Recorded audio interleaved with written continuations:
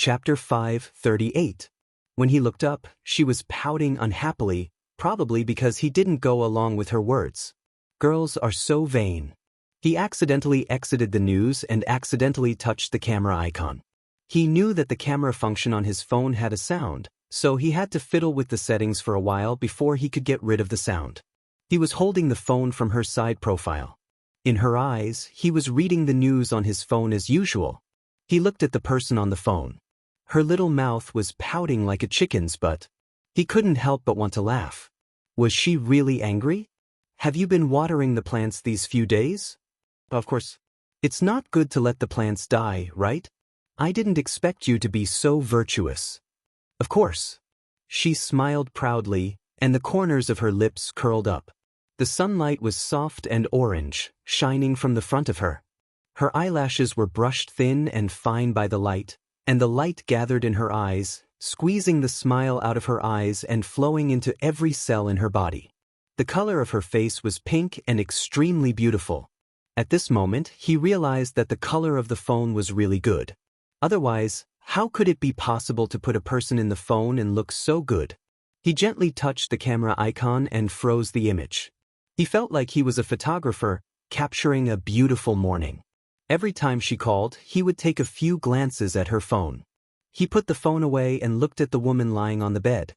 His fingers were slender and slightly cold.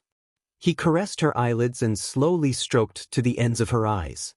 He lowered his head and pressed his lips on it. He softly said, He smiled. You have to sleep well. My wife's eyes are very beautiful.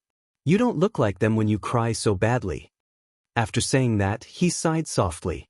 In the morning, there was a faint white light flashing through the gaps in the curtains. She took out her phone to look at the time, adjusted the time on her watch, and wound it up. She sat by Yun Hongwei's bed. Her waist was a little stiff, and she twisted left and right. When she heard the sound of someone behind her, she quickly lay on Yun Hongwei's bed and closed her eyes. Yi sat up and looked around. When she saw the light coming in through the gaps in the curtains, she pulled at her hair anxiously. When she turned her head, she saw Jiang Zhao sleeping by her father's bedside. He was so scared that his 3 souls and 7 spirits flew away. She jumped off the bed and ran over.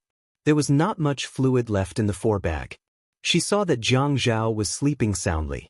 If she woke up a little later, she would be in trouble. She was so angry that she stamped her feet and rudely woke Jiang Zhao up. She looked unhappy. It's 6 o'clock. Go to bed and sleep for a while.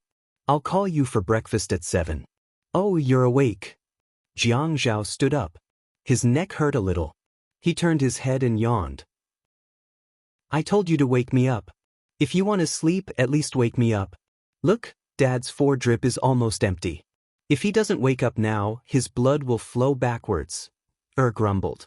Jiang Zhao rubbed his face, bent over, and looked into Yi-er's eyes. I'm sorry.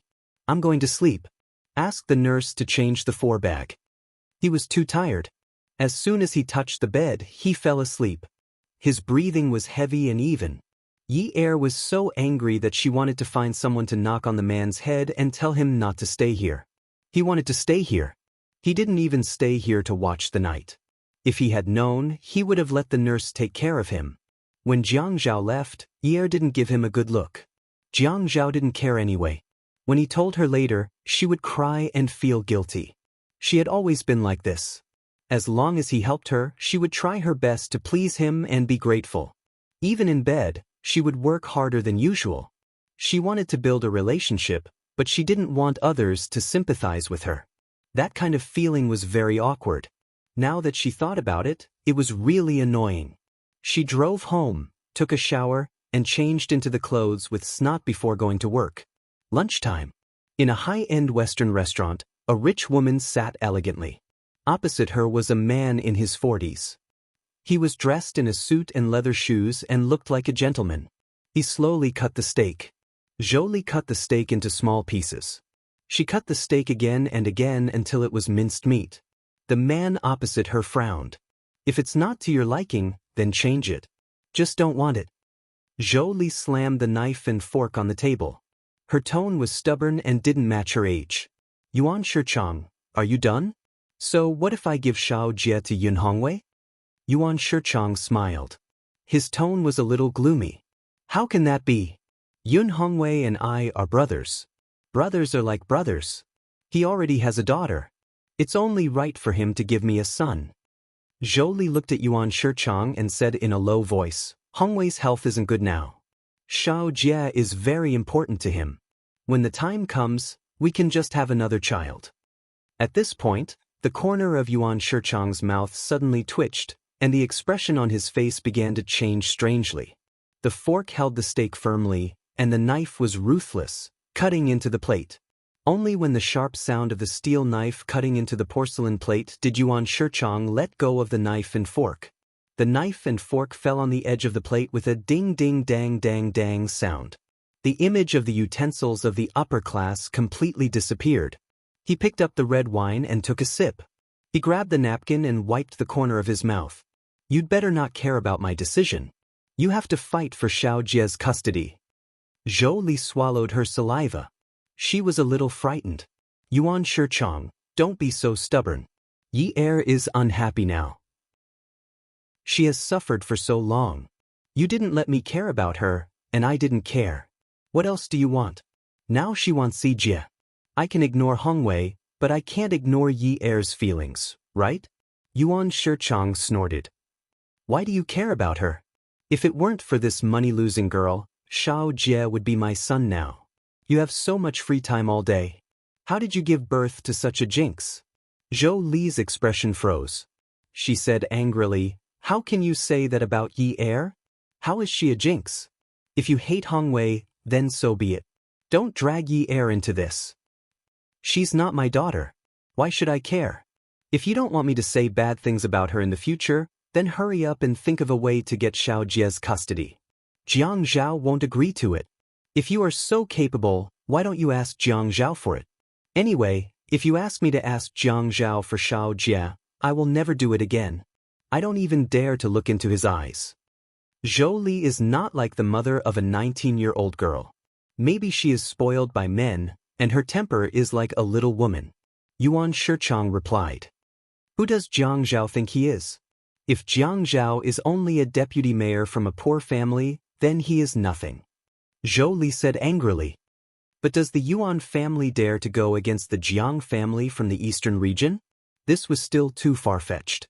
What about the Qin family? Don't you know how much Qin Rongfang cherishes his grandson? If you are so capable, then you can go and provoke Jiang Zhao. Even if Qin Rongfang doesn't provoke him, do you dare to provoke Jiang Liqin from the southern region? Just that group of comrades-in-arms who are commanders are going to flatten the Yuan family. Zhou Li. Yuan Shichang was so angry that he clenched his fists on the table tightly. You traitorous woman. Zhou Li's expression changed. What did you say? Forget it. Yuan Shichang calmed himself down. My tone is too harsh. Isn't Yun Hongwei pretending to be dead in the hospital? He knows how to use the trick of injuring himself to gain sympathy. Don't you know how to use the trick of injuring yourself to gain sympathy? You know Yun Yi is feeling sorry for Yun Hongwei now. Don't you know how to act more pitiful than Yun Hongwei? Look at the situation now. Whoever Yun Yi helps, Jiang Zhao will help. Speaking up to this point, Yuan Shichang spat, Foxy embryo. Zhou Li stood up with a whoosh. As she bent her legs, the stool behind her was pushed away by her straightened legs. Yuan Shichang, you better watch your mouth. If you continue to talk about Yi Er like this, whoever has the right to take custody of Yi Er can do so. Ask Zhou Yan to do it. I don't care anymore. Yuan Shichang quickly stood up and softened his tone. Xiao Li, sit down. I've been very angry because of this recently. It's not easy for me, right? Don't be angry. I won't talk about it anymore. I won't say anything bad about your daughter, okay? Zhou Li sat down reluctantly and cut her steak in frustration. Jiang Zhao called Yi Er during the day. Every time he asked if her father's condition was getting better, Yi Er would always say that he was getting better. At 5 o'clock, Jiang Zhao called Yi Er and told him that he had an important social event in the evening and would go to the hospital after dinner. Yi Er mumbled, okay. Didn't Ouyang Yan ask him out for dinner? Yer asked someone to get some food from the cafeteria. Before he started eating, someone knocked on the door. Who is it? Yer put down his chopsticks, stood up, and went to open the door. When he opened the door, he was stunned for a moment. Unwoo was carrying a basket of fruits. He was still the same as before, a handsome young man who was untainted by dust. He did not have the pleasant expression he had when meeting friends, only the regret of visiting a patient. I heard from Grandpa last night that Uncle Yun was hospitalized, so I came over to take a look. Grandpa has more things to do than I do and is very busy, so he asked me to send his regards to Uncle Yun. Yi-er stood aside and let Unwoo in. My father is fine too. Grandpa and parents-in-law came over to see him today. The doctor said that his condition is better, so I'll have to trouble you to make this trip. Unwoo walked into the ward and placed the fruit basket on Yi-er's dining table. A box of fast food was placed there. He frowned slightly but did not say anything displeased. You're really like a sister-in-law now that you're married. You speak so formally and politely. Did you learn this from Brother Zhao? No, I didn't. Yi-er did not pay much attention to her image.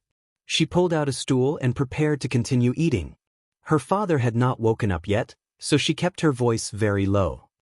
I really feel bad. The doctor is fine, but I still disturbed so many people. I just came over to express my condolences. You're the one who took the situation too seriously. Yi-er buried her head in eating. She was really a little hungry. If her father was not sick, she would have gone out to eat with Jiang Zhao today. She wanted to see if Ouyang Yen had a bottom line. She felt stifled in her heart and waited stiffly. Later, she was a little discouraged. There should be a limit to her wishful thinking. She was still full after eating. Yunwa's legs were leaning against Yi-er's dining table. He was almost sitting down. He lowered his head and looked at her wolfing down the food. She was probably starving. Her hair was in a mess and was tied up with a rubber band at the back of her head. Looking at her, it did not look sloppy at all. Eat slower. I'll eat faster. I'll chat with you after I'm done. The corners of Nu's mouth couldn't help but pull up into a soft smile. He was a person who knew how to endure. He could control his emotions well at any time, but her words could always make his heart bloom. When he closed his eyes, he could hear the sound of petals slowly opening in his heart. Welfare Hongcha 866. Chapter 539. After Yi-er finished eating, she asked the nurse to change the 4-bag. After making sure that her father was fine, she pulled a stool for Unwoo to sit by the window. Have a seat. I don't sit. I like to stand. Don't you remember that I always liked to stand when I was painting? What was so good about sitting? She would always notice when he looked up at her while sitting. If she was sitting and he was standing, he could keep his head down, but she wouldn't keep looking up. Unwoo, do you remember when I first met you? You were painting on Wutong Street. To think that I thought you were a poor student. I don't have any money. I'm often penniless. Ah yes. You always swiped your card. Look at what you're saying. You thought I was a poor student, and I was too lazy to explain. See? How could you bear to cheat an ignorant girl of her money? Yi-er sat on the stool and rested her hands on the windowsill. Unwoo, you like painting so much? Your family is so well-to-do, but you actually went there to paint. This is something I never expected. Some people are very happy. They do whatever they like. They treat their hobby as a hobby and treat their hobby as a career. They do whatever they want. Unwoo said, yes. But after he said that, he sighed in his heart. Who said that he treated his hobby as a hobby? Who said that he could treat his hobby as a career? Who said that he could do whatever he wanted? It was just that he met her by chance at that time. She said that she would come to collect the painting the next day. She said that she would introduce a business to him another day. She even said that she would look for him to paint a portrait next time. But she always gave him a deadline and made him stand there and wait. But he was also willing to wait because of one sentence from her. Sometimes he didn't see her for a month.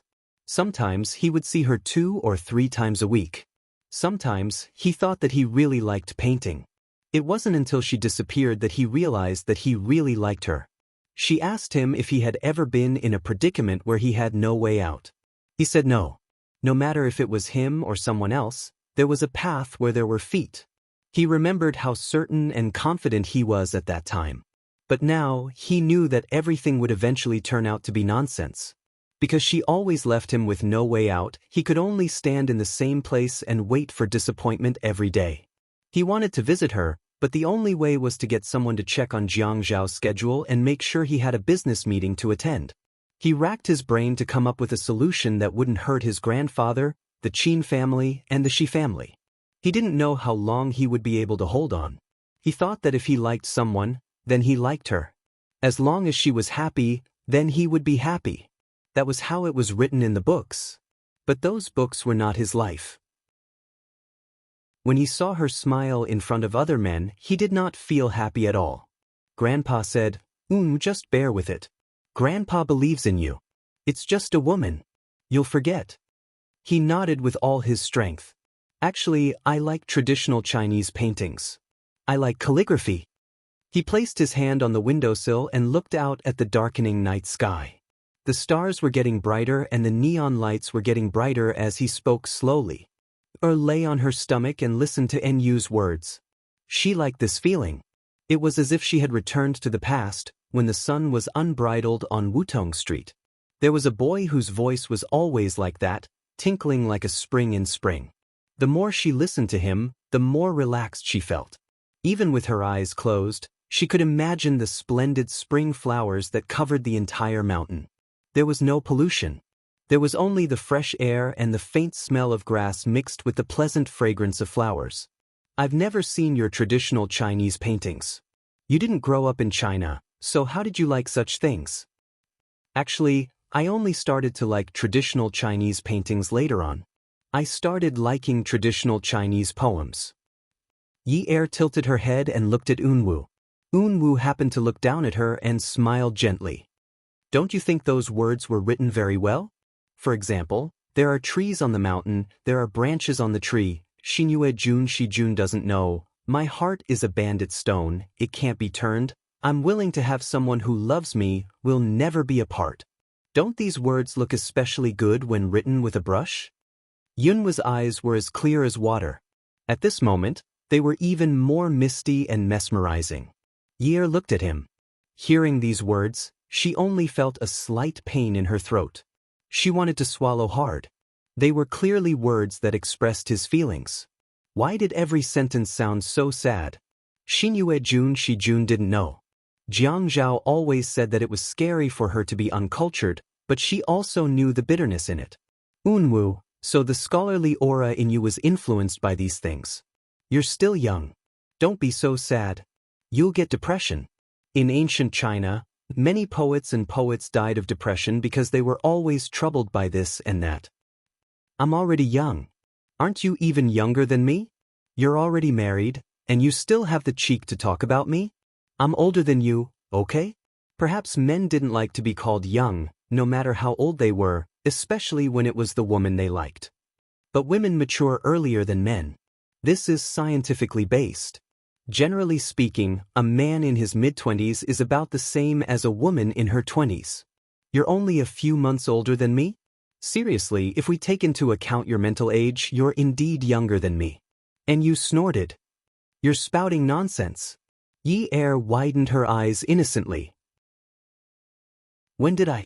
I'm just speaking the truth, okay? For the first time, Unwu was so angry at Yi Er that he was speechless. She actually despised him for being young? She actually despised him for not being mature enough?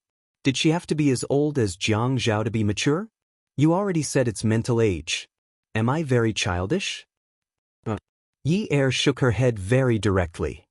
Do you mean that I'm always jumping around like a little kid? No. Yi Er continued to shake her head. Do you mean that I'm like those kids who don't have enough fun and flirt with girls every day? Yi Er shook her head halfway and felt that she shouldn't answer this question. I don't know. I'll have to ask Anin to find out. Unwu really couldn't continue. If he continued, he would be turned into an idiot by this idiot. Yi Er, when you were in school, did a lot of boys like you? A few. But as they liked me, they became brothers with me. Because I'm not a woman. In the end, they all fell in love with my friends. But I'm the kind of person who often gets cheated on. Yi Er felt that she had only learned to be a little softer in the past 2 years. She used to be a real tomboy. No wonder no man liked her. Are your friends cuter than you? Of course not. They're just a little more sinister than me. I'm too shameless. I feel that it's immoral to steal other people's suitors. Yi Er touched her face and sighed. Yunyi, you're so thin-skinned. It's as thin as a garlic film. One touch and it breaks. Eunwoo chuckled. You're really thin-skinned. You make it sound like it's the first time I've met you. When Jiang Zhao was eating with Zhuang Yichen, as long as Zhuang Yichen spoke, he would bury his head in eating. When Zhuang Yichen finished, he would wipe his mouth with a napkin and continue talking. Jiang Zhao didn't interfere with Chen Tong's matter on the surface. Zhuang Yichen had thrown out the photos to provoke Chen Tong into exposing Zhuang Yifeng and his gang. However, Zhuang Yifeng probably had something on Chen Tong, so Chen Tong didn't say a word. After Jiang Zhao finished his meal, he drank a mouthful of water and wiped the corners of his mouth with a napkin. He leaned back and said, "Don't be anxious about Zhuang Yifeng's matter. You must wait until the matter of the shoreline plates is blown up before you take action. Now that you've given a few houses along the shoreline to your subordinates and they've become the owners, you can do whatever you want. The previous murder case was settled, but after that, it'll depend on whether your subordinates are willing to stop. When the time comes, I'll prepare the political media platform and the government for you. After all, Zhuang Yifeng has someone above him. The branch media won't dare to interfere with the news. If the big political media report this matter first, Zhuang Yifeng will be waiting for the word death. But you must blow this matter up, the bigger the better. Make it so big that no one can cover it up." Zhuang Yichen took out a cigarette box and took out a cigarette. He held it in his hand and threw it. Jiang Zhao raised his hand and caught it steadily. He held it in his mouth and took out a high-end matchbox on the table. He took out a match and lit the cigarette. Zhuang Yichen took out another cigarette and held it in his mouth. He took out a lighter and lit the cigarette with a ding. He took a deep breath and exhaled the smoke. He narrowed his eyes. "Brother Zhao, I've trusted you to make arrangements for Zhuang Yifeng's matter, but don't you find it tiring to keep waiting? You know that Zhuang Jingren was ruthless to the Yun family. I can tell that you really want to help Yun Hongwei get acquitted." Jiang Zhao exhaled the smoke from his mouth. He watched the smoke in front of him fade. He knew that Zhuang Yichen only wanted to get rid of Zhuang Yifeng as soon as possible. How could Zhuang Yichen be so kind as to think about his father-in-law's matter? He furrowed his brows and said in a low voice, "Yichen, everything has to be prioritized. Right now, the threads are in a mess. There are some hidden reefs that I haven't even noticed. You can tell that Chen Tong is clearly a puppet in front. If you start with Chen Tong and kill Zhuang Yifeng now, our relationship will be exposed. So I'm telling you to handle it separately. Chen Tong will just think that you want to ask for benefits from him. If something happens to Zhuang Yifeng's plate along the coastline, if the political media reports it, Chen Tong will definitely be in the same boat as you. Zhuang Yifeng will never think that you have me behind you. He will only think that Chen Tong betrayed him. And once Zhuang Yifeng is done for, Chen Tong will have a broken leg. It will be much easier to deal with him." Zhuang Yichen smiled helplessly and shook his head gently. When he smiled, he gave off a feeling of elegance. "Brother Zhao, now that you've been picked up by your father-in-law, there's no need to rush at all. You can do it slowly. I'm sitting on the stove every day. You can't think about me at all. We'll both win this matter." Jiang Zhao raised his handsome chin slightly. His confidence was evident in his words. "It's just that we can't be too hasty. If we mess up, we don't know what the consequences will be. Let's just follow the plan." Jiang Zhao left first. Zhuang Yichen went to Peerless Beauty. As soon as he entered Zhaojun, Xiaoye stood up from the sofa. She didn't say anything and just stared at him with resentment. Zhuang Yichen smiled and walked over slowly. "Miss Qiu, what can I do for you?" Beauty Novel, Song Shu 566. Chapter 540. Zhuang Yichen, what's the meaning of this? Why are you looking for me? Zhuang Yichen didn't answer her question. When he asked, he had a cold smile on his face. He sat on the sofa, crossed his long legs, and shook them gently. He grabbed a crystal cup and looked at it slowly. He looked at the broken colors inside and listened to the woman's accusation. Iyun didn't do anything to you at all. What do you mean by doing this? Me? What did I do? Zhuang Yichen didn't seem to be in a bad mood, but his voice was a little deep. What do you want to know by coming here? Why did you let him get into a car accident? I used to think that you were cold-blooded, but I didn't expect you to be such a beast. The lights in Zhaojun weren't very bright at this time. There were some hidden lights in the private room of an entertainment club. When the crystal cup in her hand was thrown out, it was like a shooting star suddenly streaking across the night sky. The shooting star brushed past the woman's ear. Xiaoya thought that the expensive cup would directly hit her head. She was so scared that she didn't dare to move. It wasn't that she was timid, but it was because even though Zhuang Yichen was too cold and put his own interests first, he had never touched her. The so-called violence was at most when they were in bed for a long time. Other than that, he had never touched her. On the wall behind her was a crystal cup. The tragic sacrifice was a battlefield. After the fierce collision, Xiaoya suddenly trembled. The man stood up with a hua sound and walked towards her. Xiaoya took 2 steps back, but the man still forced his way over. Little demon Qiu, tell me. What evidence do you have to prove that I was the one who caused this car accident? The man only used his imposing manner to approach her. He didn't use any rough moves, but it made Xiaoya shrink back. Guessing. Oh, guessing? Guessing on what basis? Why is Kang Yun worthy of me killing him? Because of you? Because you are my bed partner? Because of me? Or do you think that I need to care about your past with him? You. Xiaoya nibbled on her lips. She had always dressed in bold, novel, sexy, and trendy clothes. There was nothing she didn't dare to wear. As long as she felt it was not bad, she would try it on. She liked to package herself in a very gorgeous and enchanting way. She liked to attract everyone's attention. Her short hair was black and glossy, and her tight waist was wrapped around by the tight skirt. The anger and fear in her eyes had yet to dissipate when the man pinched her waist. What about you? Qiu Xiaoyao, you should know your place. Who are you to me? Would I kill Kang Yun for you? You think too highly of yourself. Then why are you still pestering me when we already agreed to break up? Xiaoya was a straightforward person. Perhaps she had never been so straightforward with Zhuang Yichen before. She had always only called him boss. She felt that he was her boss. He supported her without caring about the cost. All she could do was sleep with him. From the bed to the floor, to the bathroom, to the balcony, everything was her work. At this moment, her straightforwardness made Zhuang Yichen chuckle. Others said that Zhuang Yichen's smile was mesmerizing, but Xiaoya felt that she was immune to it. It was just that he looked better when he didn't smile. Anyway, she often saw him smile. Whether it was mockery, teasing, playing, or pranking when he kicked her off the bed, he always smiled. However, she also knew that when he smiled, the words that came out of his mouth wouldn't be pleasant, just like now. Break up? So what? He was still forcing her to retreat. She was like a little chick that couldn't fly in his hands. As long as this eagle was interested in catching her, she wouldn't be able to escape. He lowered his head and bit her earlobe. He was still chuckling softly. Huh? Have you forgotten what I told you before? I'm a clean freak. If I suddenly change the woman I sleep with, I always feel that it's not clean. So, when I need it, I'll choose a more convenient one. How about this reason?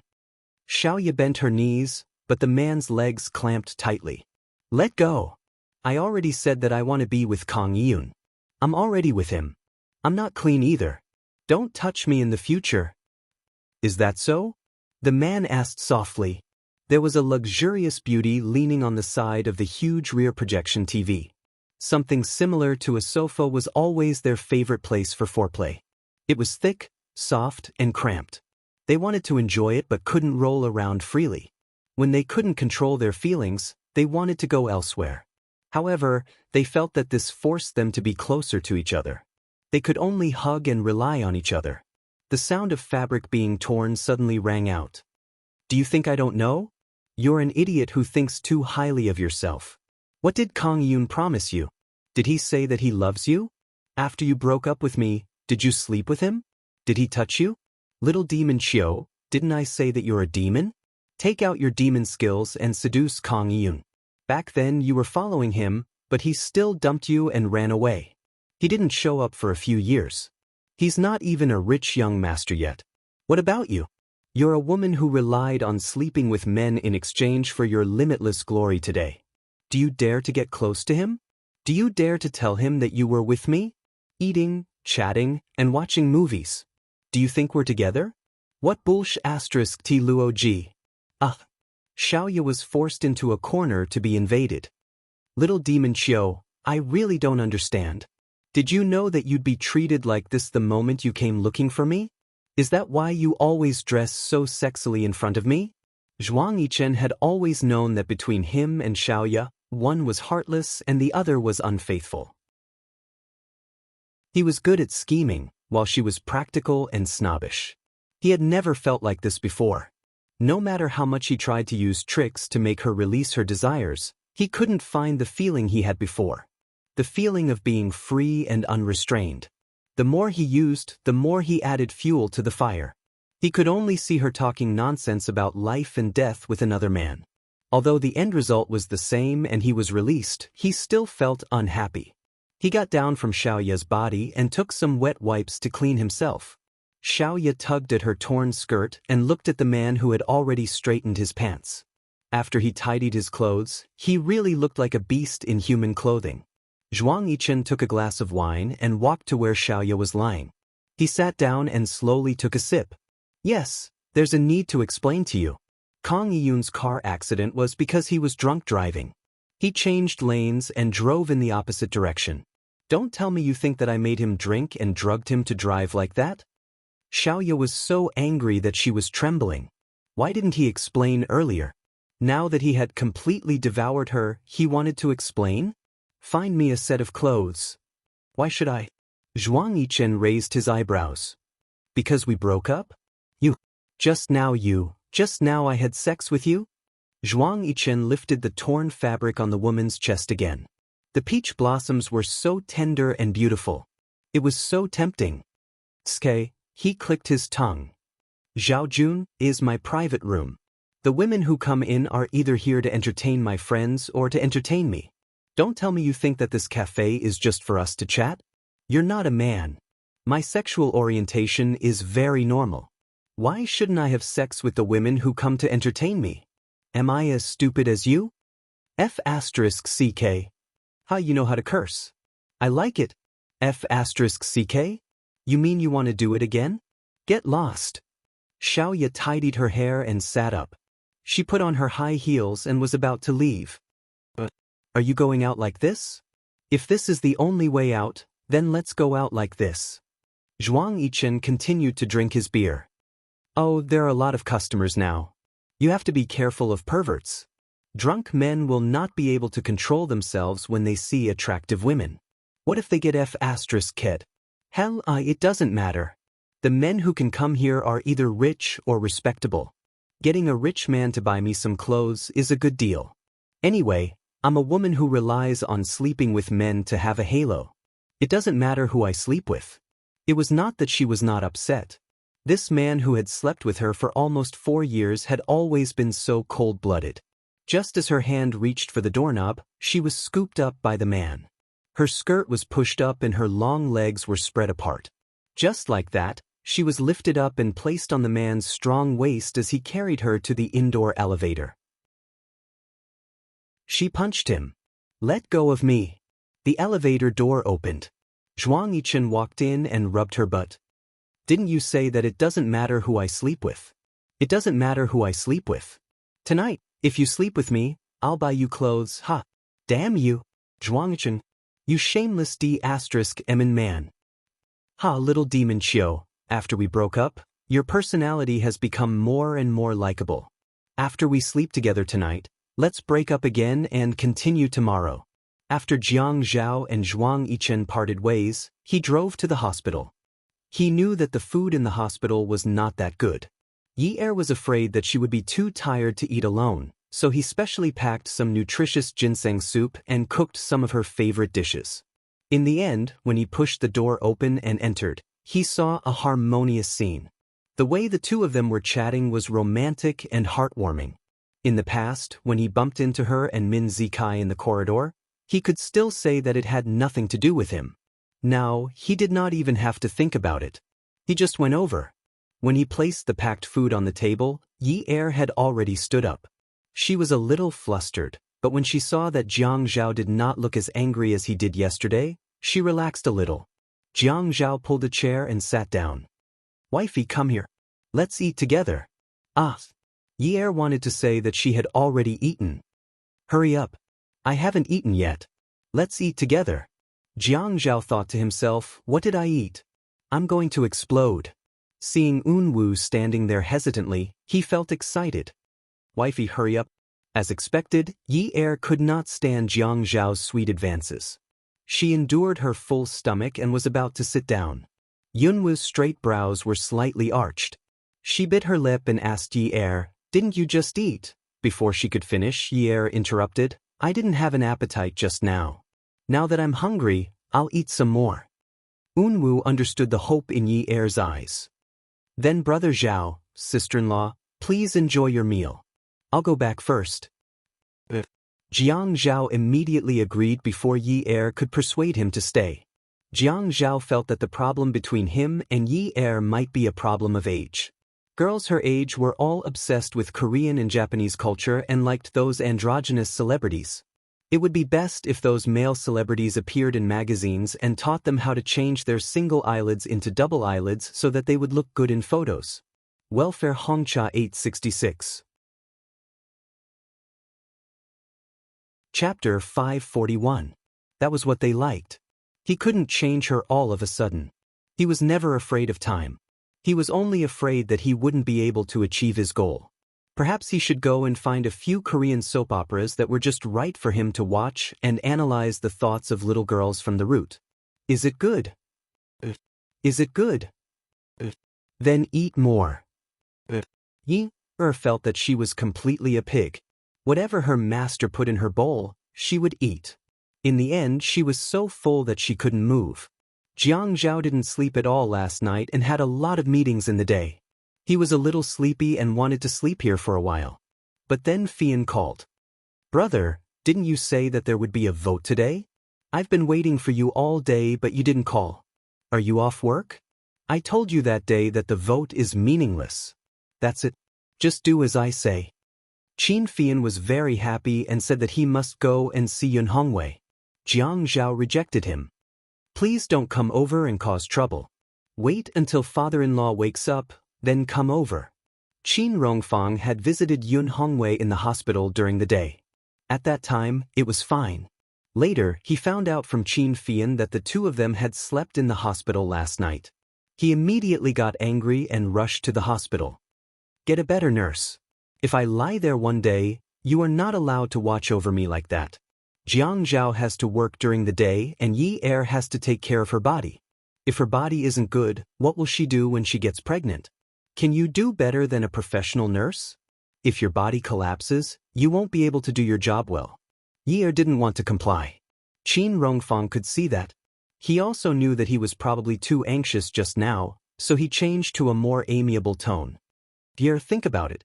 If you don't want to go back, Zhao Zhao can only stay here with you. How can he go back alone? What will others say about him?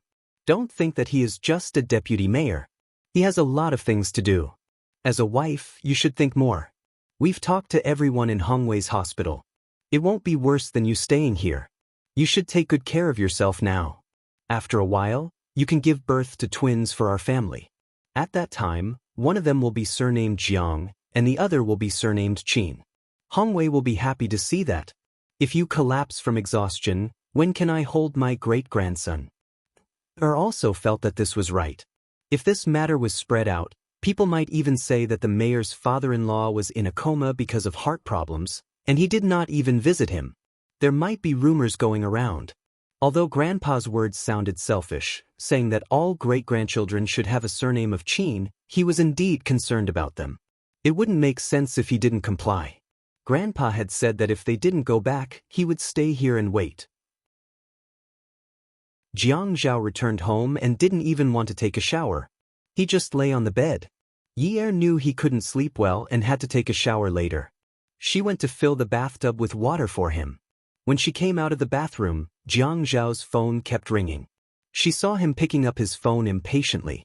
He must be really tired. It's not easy for a man to work. Hello, Yun Yun. Yi Er was stunned. Hello, no. It's too late and I'm tired. Let's finish our work for the next few days. I will remember. Good night. Yi Er saw Jiang Zhao answering the call with his eyes closed and then throwing his phone away. She was pissed again. That tone of his was really annoying. It was as if he had to listen to that woman. She rushed over to Jiang Zhao and pulled him. Get up. You're so dirty. Go take a shower. Honey, I don't want to take a shower today. I want to sleep. Shower. You owe me tonight. I'll do it 3 times tomorrow night, okay? You won't starve. Jiang Zhao still had his eyes closed. He frowned and just wanted to sleep. Yi Er paused. Owe me tonight? Did he mean that she wanted him to take a shower because she wanted to do something? Or was it because he was so tired today because he did something outside? So he didn't have to pay for his food today? No. She mustn't think too much. Seeing is believing. Hearing is false. What's more, she imagined it. She mustn't make wild guesses. But she was still worried. While Jiang Zhao was sleeping soundly, she started to unbuckle his belt. Jiang Zhao felt that his wife was quite considerate. She even knew to unbuckle his belt for him so that he could sleep more comfortably. Good wife. But there was something wrong with his good wife? He felt that his belt was unbuckled, but his pants didn't go down. His panties were unbuckled. He closed his eyes but didn't want to open them. He kept thinking. What was he doing? A new trick? No way, honey, I already said that I'm very tired today.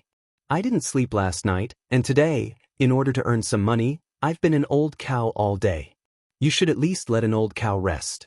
Although I'm not old and I'm a strong cow, and it's okay to do it once, we still have to ensure the quality, right? We can't just close our eyes and go in and out, right? Yi Er was checking. She was furious. It wasn't the panties from yesterday. She knew that he went home to take a shower and change his clothes. The panties must have been changed too.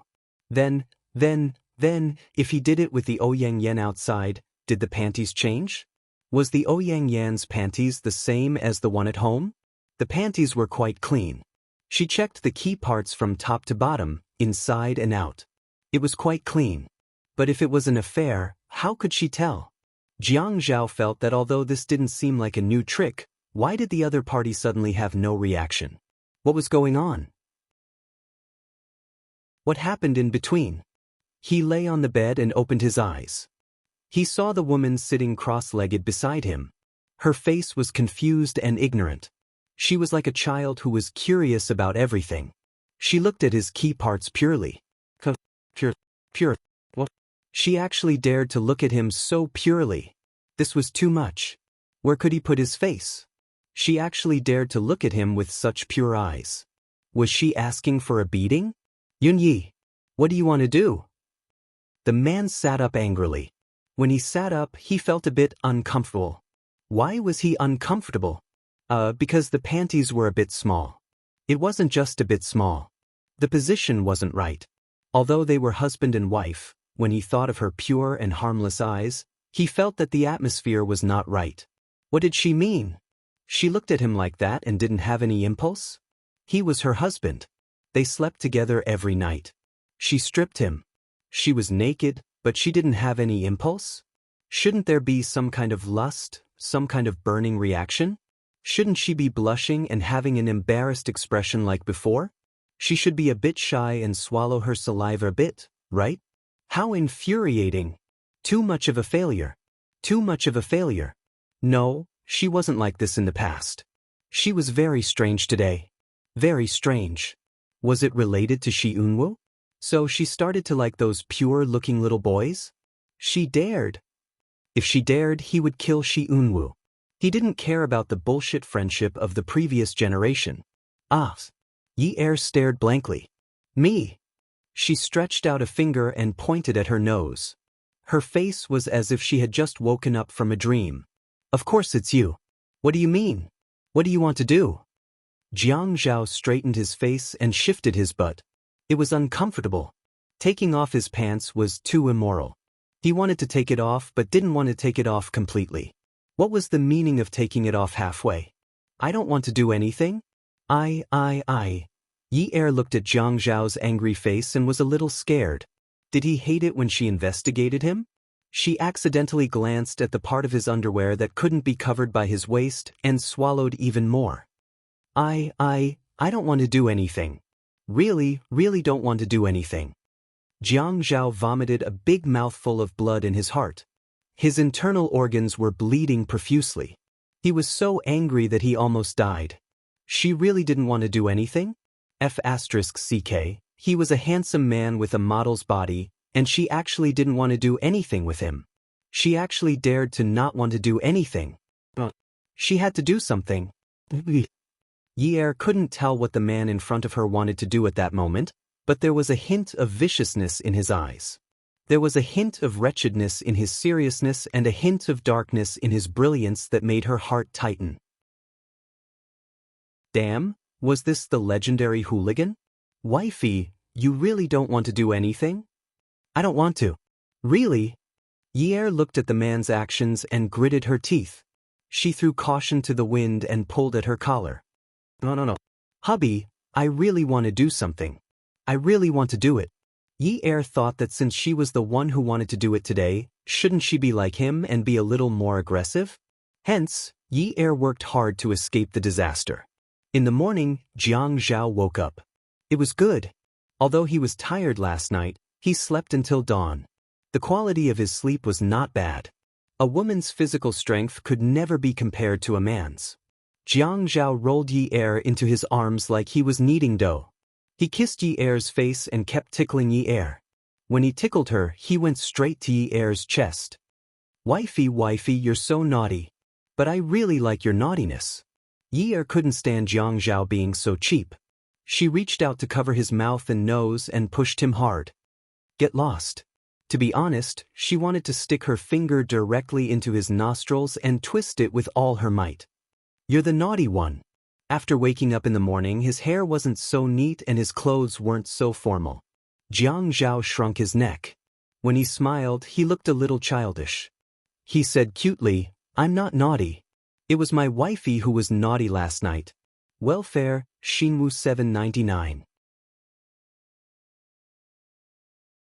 Chapter 542.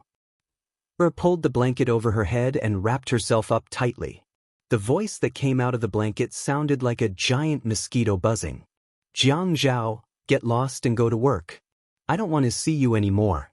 I don't want to see you anymore. I don't want to see you anymore. You're a pervert. Jiang Zhao happily went to pull Yi Er's blanket but couldn't find any seams. He stretched out his arms and hugged the person who was wrapped up in the blanket. He said in a frivolous and aggrieved manner, don't be like this. If we're not family, we won't enter the same house. It's all because of your perverted behavior. You've led me astray.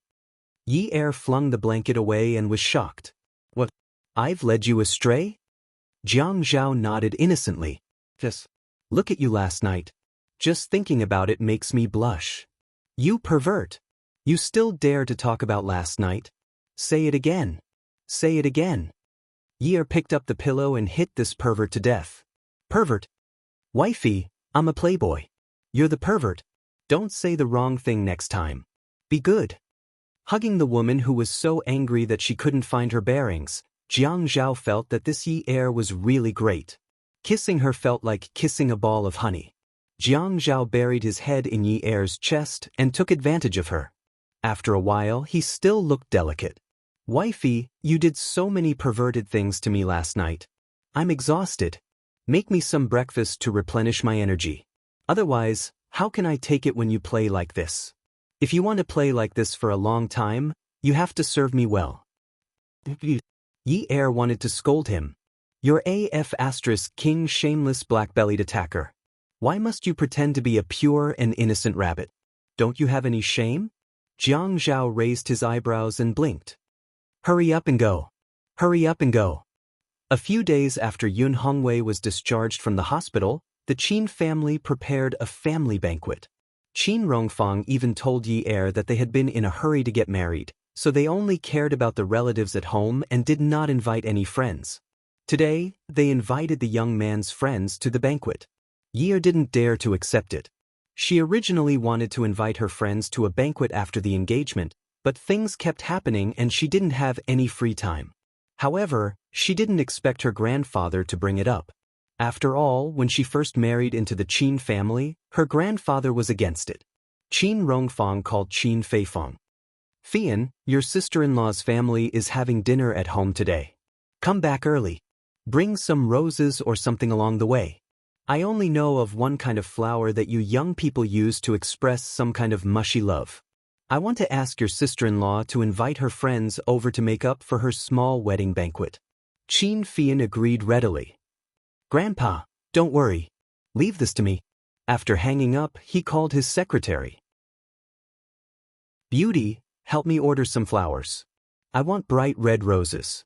Get the florist to make them into a heart shape. The more auspicious, the better. It would be best if it means something like, for life, or, to grow old together.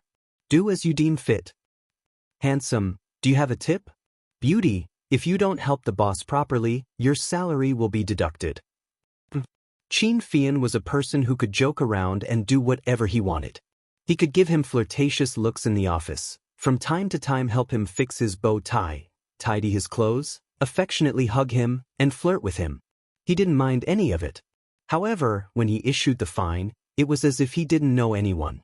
He even smiled and said to you, Beauty, if I give you the commission for this batch of materials, it will be very difficult for me.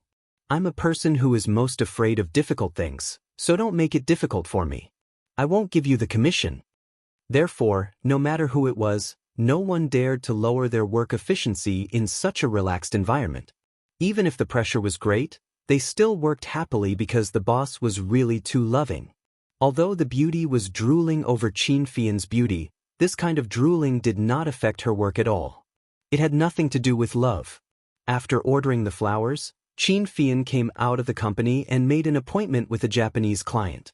The secretary's English was good, but her Japanese was a little bad.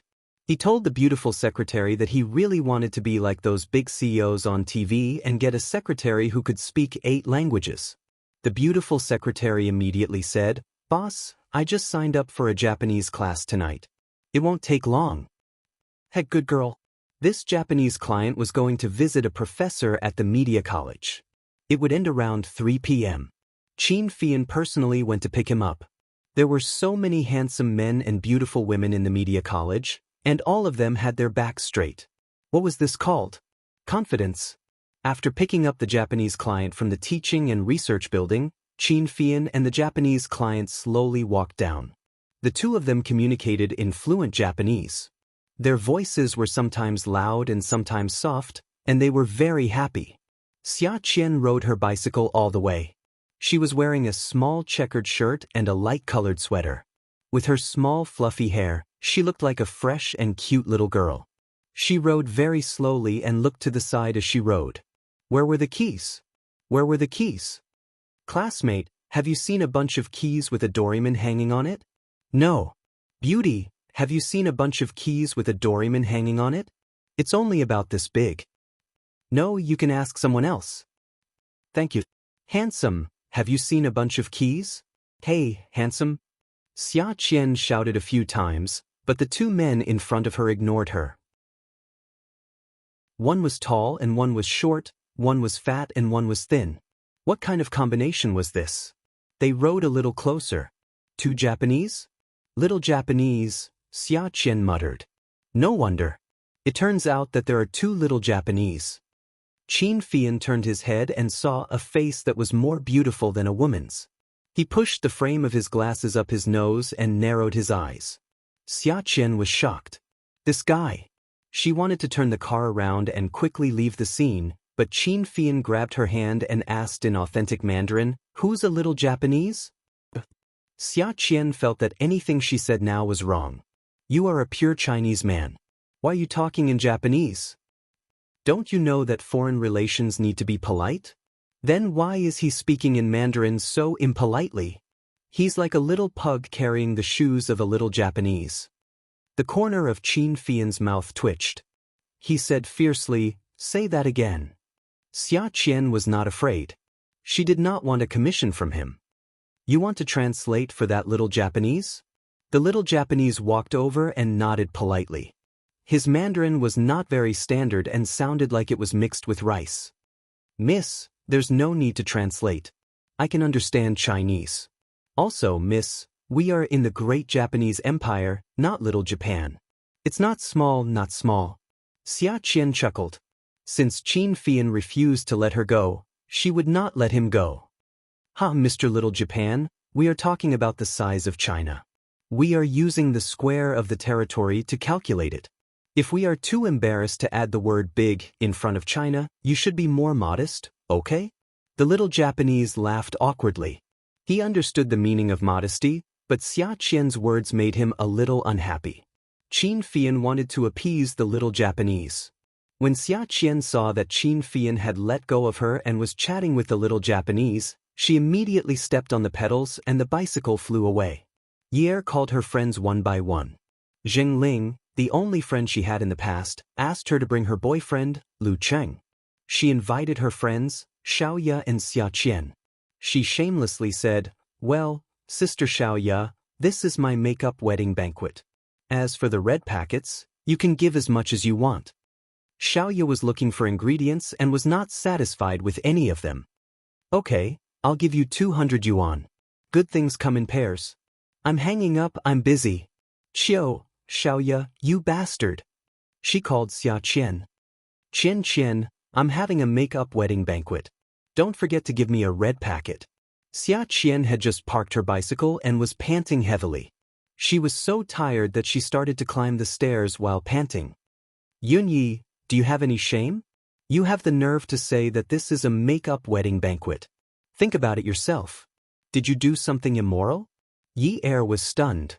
"Did I invite the wrong person?" Xia Qian said, "Think about it yourself."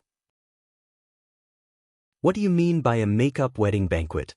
When you got married, my sister and I put in a lot of effort. In the end, you just greeted us and didn't even invite us." Yi Er's eyes widened. "Xia Qian, don't talk nonsense. I told you at the time that we only invited our relatives and elders. We didn't invite our friends from both sides. I'll invite them next time." How did this matter become her fault? Moreover, at that time, everyone was very understanding. They all said that it was fine, and that they should first appease the family. After all, they got married too quickly, and it was incomparable to other people who had prepared for a few months. Xia Qian was tired from climbing and took a break.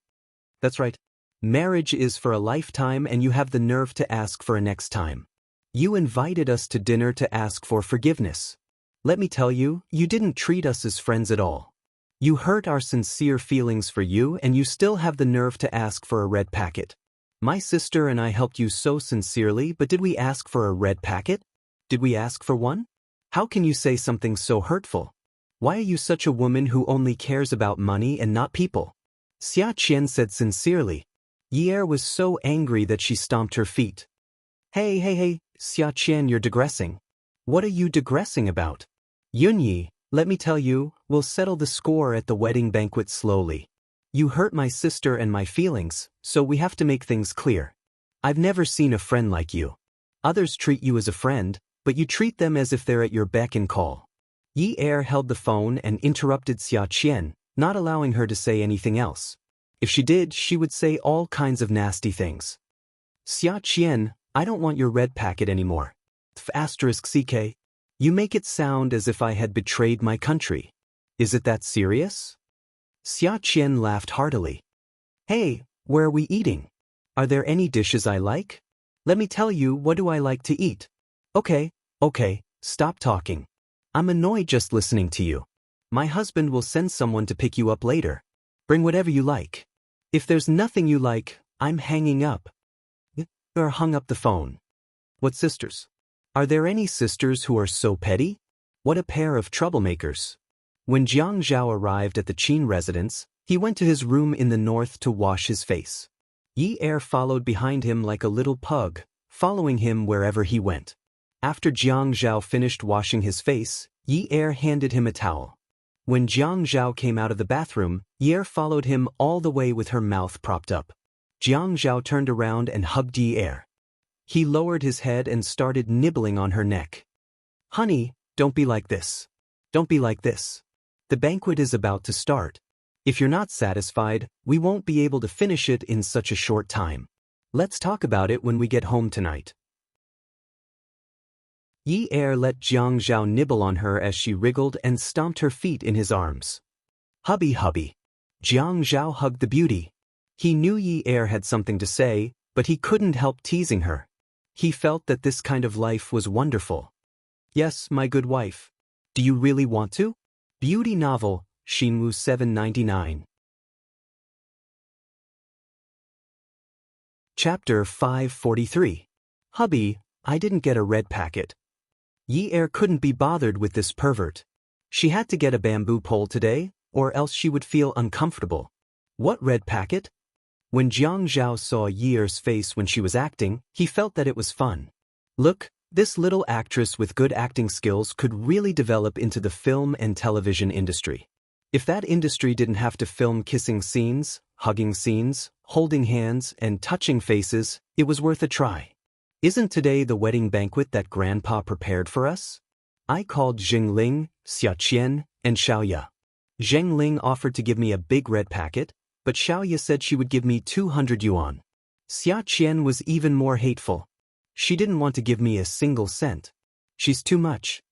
After Yi Er finished speaking, she stomped her feet again and pretended to be very angry for Jiang Zhao to see. Jiang Zhao knew that the main event was coming. He was waiting for her to serve the dishes. Then what do you want to do? I feel uncomfortable. What do you think I should do? Hubby, make it up to me, make it up to me. Jiang Zhao thought, honey, why don't you finish speaking? If you don't finish, it will be your husband's turn. Honey, look, my salary card is with you. I don't have a single cent. My company's dividend card is also with you. Your husband is so poor. Yi Er looked up and caught Jiang Zhao's despicable eyes. You're poor? You told me that day that you have too much money to spend. Yes. Do you want to spend it all? Isn't my money your money? Yes. Yi Er understood a little. Her husband's money was her money. So, you want me to give you a red packet with the money that was originally your money? Yi Er shook her head. It's so troublesome. I have to go to the bank to deposit it. So, you still want to play your little trick? Yi Er shook her head. Looking at Jiang Zhao's shrewd eyes, she was disappointed. No, I can't outsmart you. Jiang Zhao sighed when he saw Yi Er's dejected look. He thought for a moment and immediately hugged his wife sneakily, saying, So, let's go ask someone for a red packet now and deposit it into our little treasury. What do you think? Yi Er's eyes lit up when she heard this. Thus, the bastard couple began to discuss how to extort a red packet. Jiang Zhao thought that it was not advisable to ask for a red packet, but his wife wanted to accept a red packet today, so he had to find a safe one. Otherwise, something would happen. Thus, he called Zhuang Yichen. In front of Yi Er's hopeful eyes, he said, Yichen, Grandpa helped me and Yun Yi to make up for our wedding today. Yi Er actually invited Qiu Xiaoya. She even told me that you couldn't come and had to invite Sister Xiaoya. One of the two of you had to come. What do you think is going on? Is she so smart that she could tell that you two are a couple? Yi Er was very excited when she heard this. Wow, hubby, you are so sinister, so sinister. You actually schemed against Zhuang Yichen. Men love to save face, so they definitely won't lose face. Zhuang Yichen listened to the phone and felt that something was wrong. Jiang Zhao was not usually like this. Today it was too obvious. His tone was also not right.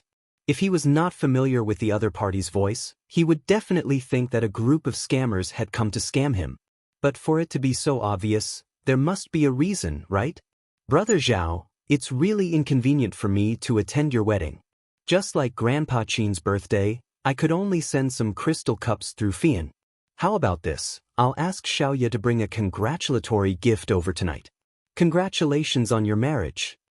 Jiang Zhao looked at Yi Er and proudly shook his head, indicating that he had succeeded. Seeing Yi Er clapping her hands in excitement, Jiang Zhao's heart was blooming with flowers. He pretended to be awkward and said into the phone, "How could I do that?" Zhuang Yichen was also a smart person.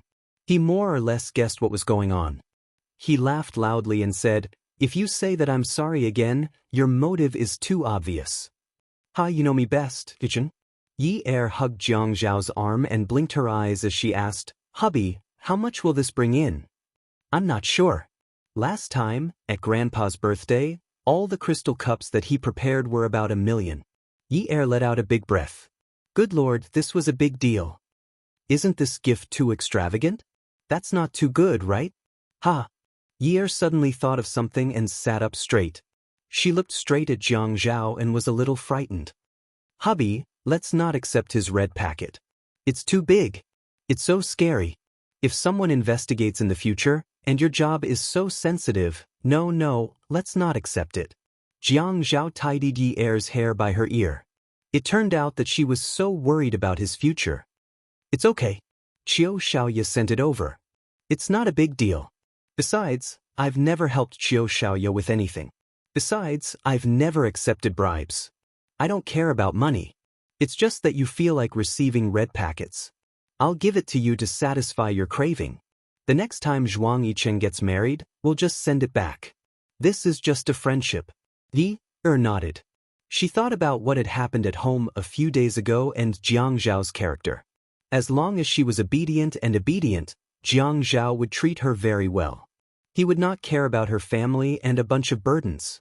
He enjoyed the feeling of being looked up to by a woman. Suddenly, she felt a little sad. "Hubby, let me tell you. Dad used to be very good to Mom. Whatever Mom wanted, Dad would give her.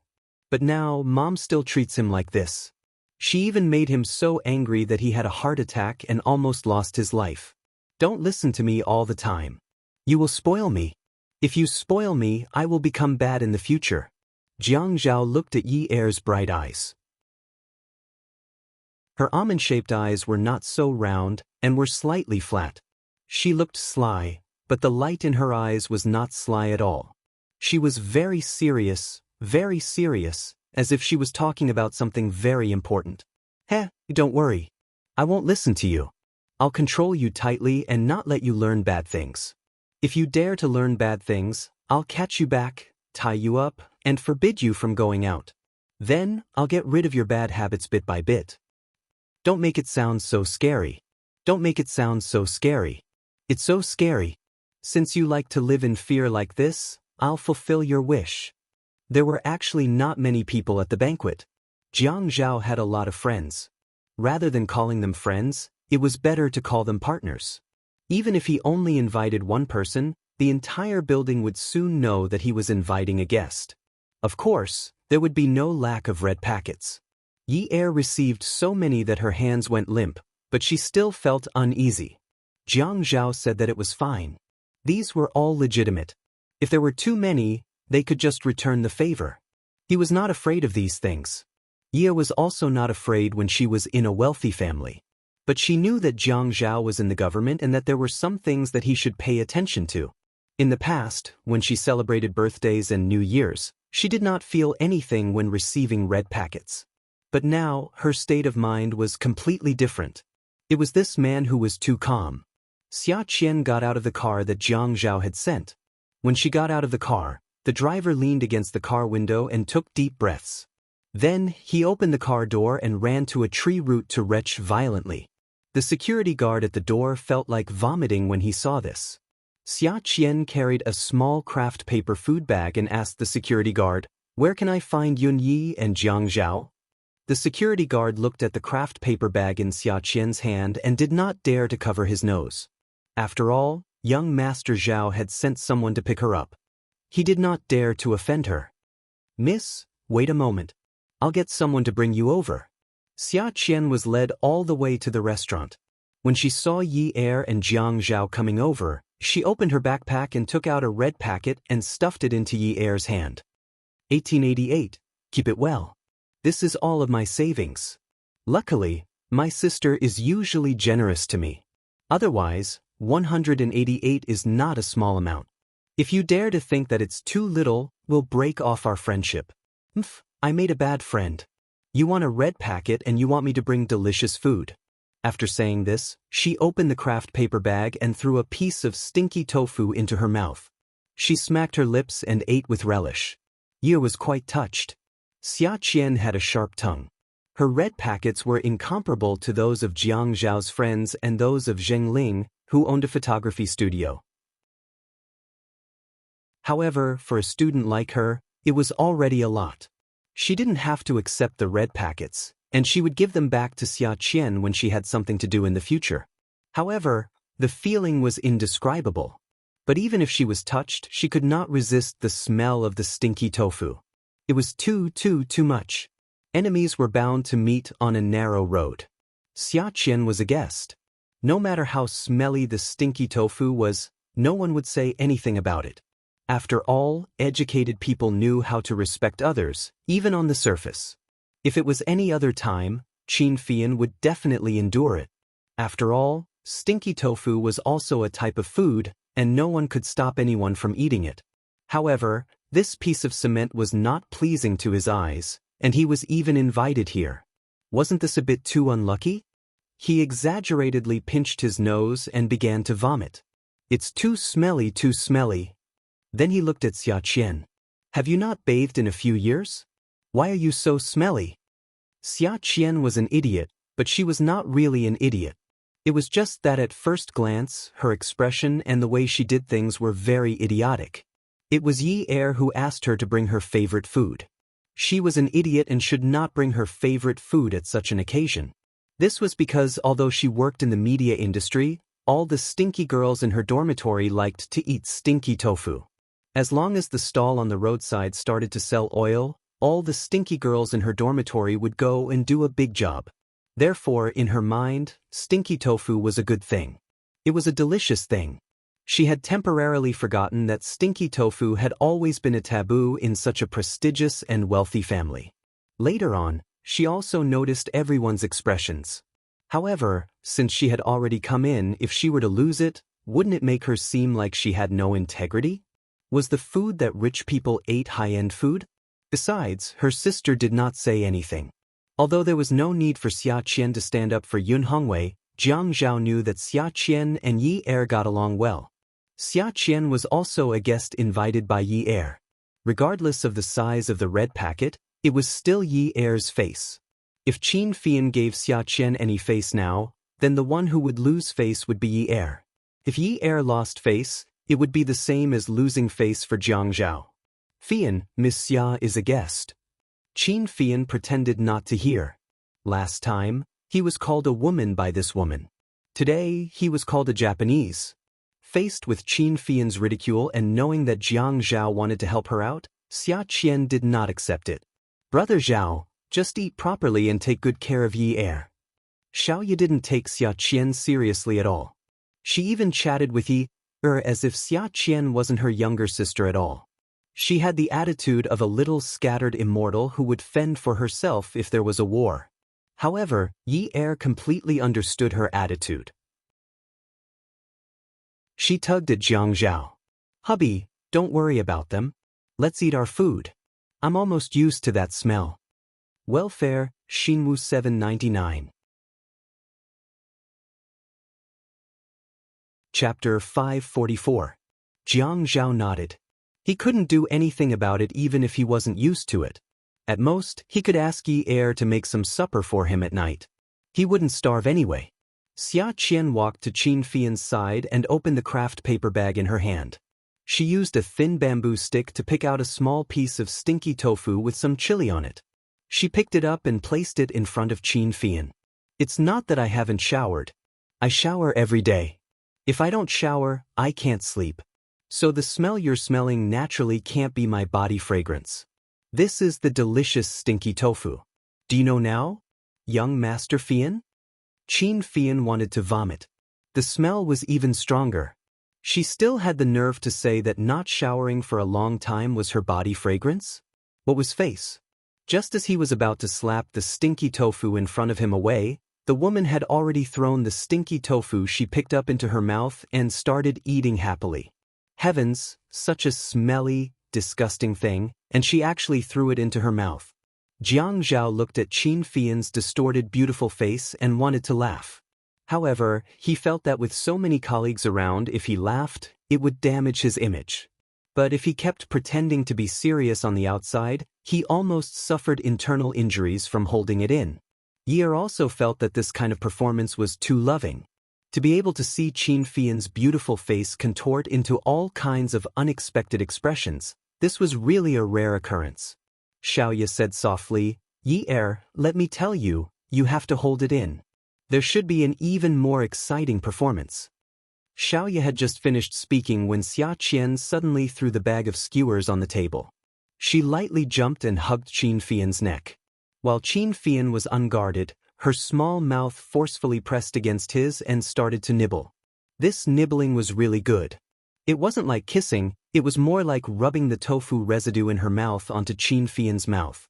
She was just wiping, but this woman's tongue still went into Qin Fian's mouth. Qin Fian was already dizzy from this disgusting feeling. He couldn't stand properly and fell backwards. The woman hugging his neck couldn't be pushed away. But that wasn't the point. The point was that she had eaten stinky tofu. Her mouth, that stinky tofu, was trying to pry open his mouth. Xia Qian used the power of the stinky tofu to press Qin Fian to the ground. She leaned on his body and kissed him. Qin Fian's face was full of saliva. Qin Fian was anxious. At this time, it was useless even if he was strong. Before he could move, Xia Qian shouted, "A gentleman uses his mouth and not his fists. Why are you touching my breasts?" "You." Qin Fian's face turned red. "No." One more kiss, handsome." Xia Qian was an idiot. That was because she didn't treat Qin Fian as a man. She felt that kissing Qin Fian wasn't a loss. Because Qin Fian wasn't a man. They were like this now. At most they could be considered good sisters. Qin Fian felt very strange. What was going on today? No one came to pull him away. There was a reason why no one pulled him away. Old Master Qin stood up and gave everyone a look. No one was allowed to move. He laughed sinisterly in his heart. This girl wasn't bad.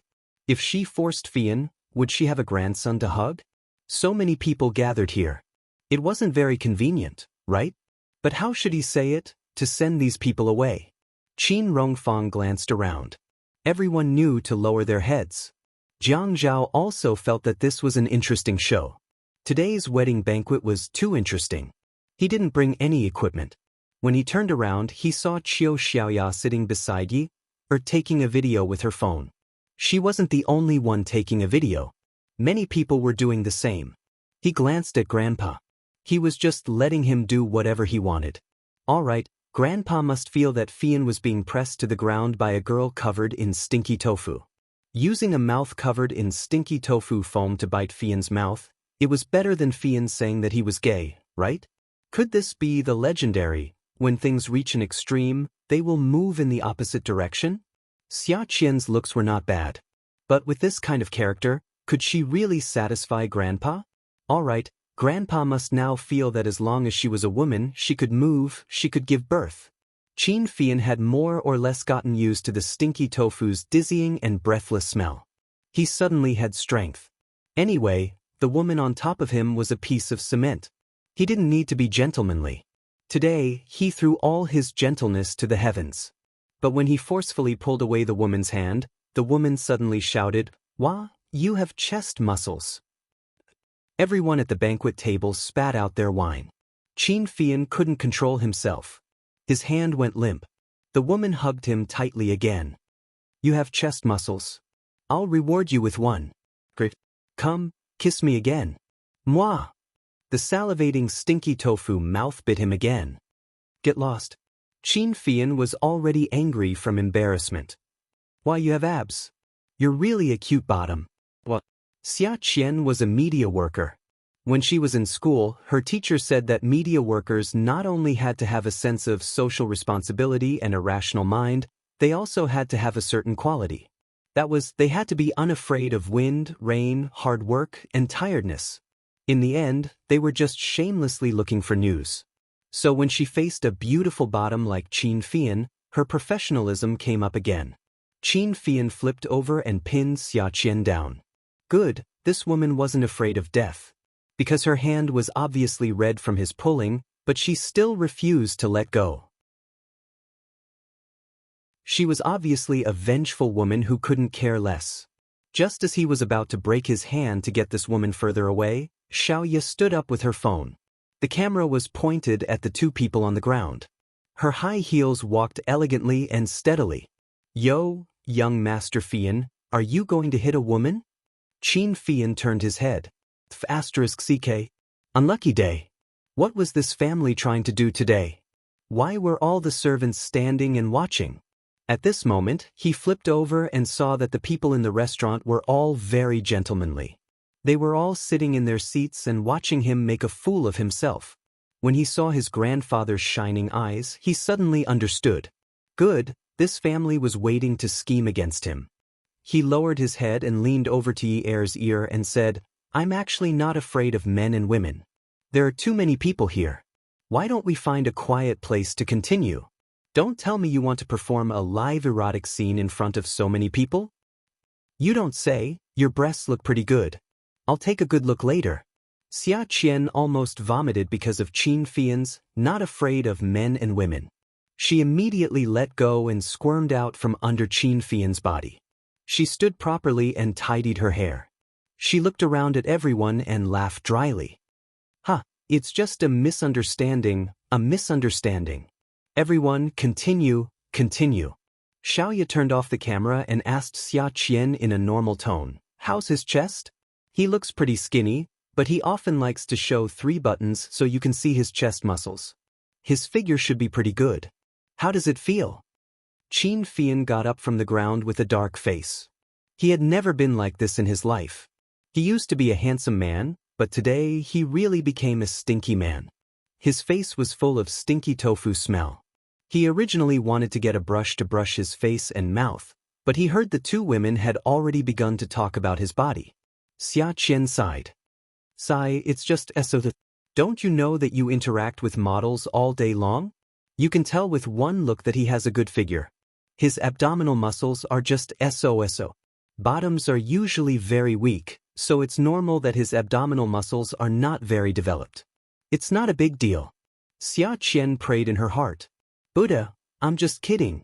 His body is really good. His chest muscles feel so good. His abdominal muscles are like small squares. Wow, it's true. He's definitely a top, not a bottom. Don't blame me, don't blame me. Qin Fian swore to himself. Bitch Xia Qian, your good days are over. After tonight's banquet, you're no longer a guest of sister-in-laws. I can torture you to death in any way I want. Yi Er listened to the conversation and felt that it was really interesting. It was a very interesting topic. On the other side, Jiang Zhao grunted. She turned her head and saw it. Puppy. Is he angry? When they got home that night, Jiang Zhao ordered that they were not allowed to play with Qiu, Xiaoya, Xia Qian and the others anymore. Yi Er jumped up. Why? Ever since the incident with Zheng Ling's mother, she did not dare to look for Zheng Ling. She was traumatized and was afraid that Zheng Ling's mother would not like her. If she went over, Zheng Ling's mother would scold Zheng Ling again. However, she felt that it was good to hang out with Xiaoya and Xia Qian. Xiaoya was a few years older, but she was also a very fun woman. Xia Qian was even more so. She was very happy to hang out with them. Why was she not allowed to play with them now? No reason. Anyway, we can't hang out together. Although Jiang Zhao felt that the drama was good, Xia Qian, Qiu, and Xiaoya were too lecherous. There were so many people and they were openly talking about men's muscles. They even asked how it felt. They even noticed that they liked to loosen the 3 buttons. Could they still be called dignified women? Yi Er was not so open-minded. It was one thing to close the door and another to go out. After being with him for a long time, she would definitely be led astray. In the future, wouldn't she be staring at men's chest muscles on the streets? Jiang Zhao, There's no such person like you. You've gone overboard. Back then, you asked me to get in touch with Xia Qian and hook up with him. Now, you're not allowing me to do so. Jiang Zhao felt that this was a serious topic. His face darkened as he reprimanded her. Back then, you didn't marry me. Now that you're married to me, everyone in Haiqing knows that I, Jiang Zhao, will definitely get my father-in-law out. There's no need for Xia Qian anymore. Since there's no need for her, you're not allowed to hang out with them anymore. You're always fooling around all day long. You even find it interesting. Then what's interesting?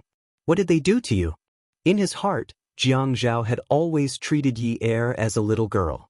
Especially after what she said at night, he was a little worried that she would be led astray. She was already very bad. She dared to drug men, take erotic photos, work at a nightclub, and even bribe a high-ranking official with sex. What else did she not dare to do? Fortunately, he was the only one she met from the beginning to the end. He was the one who saved her.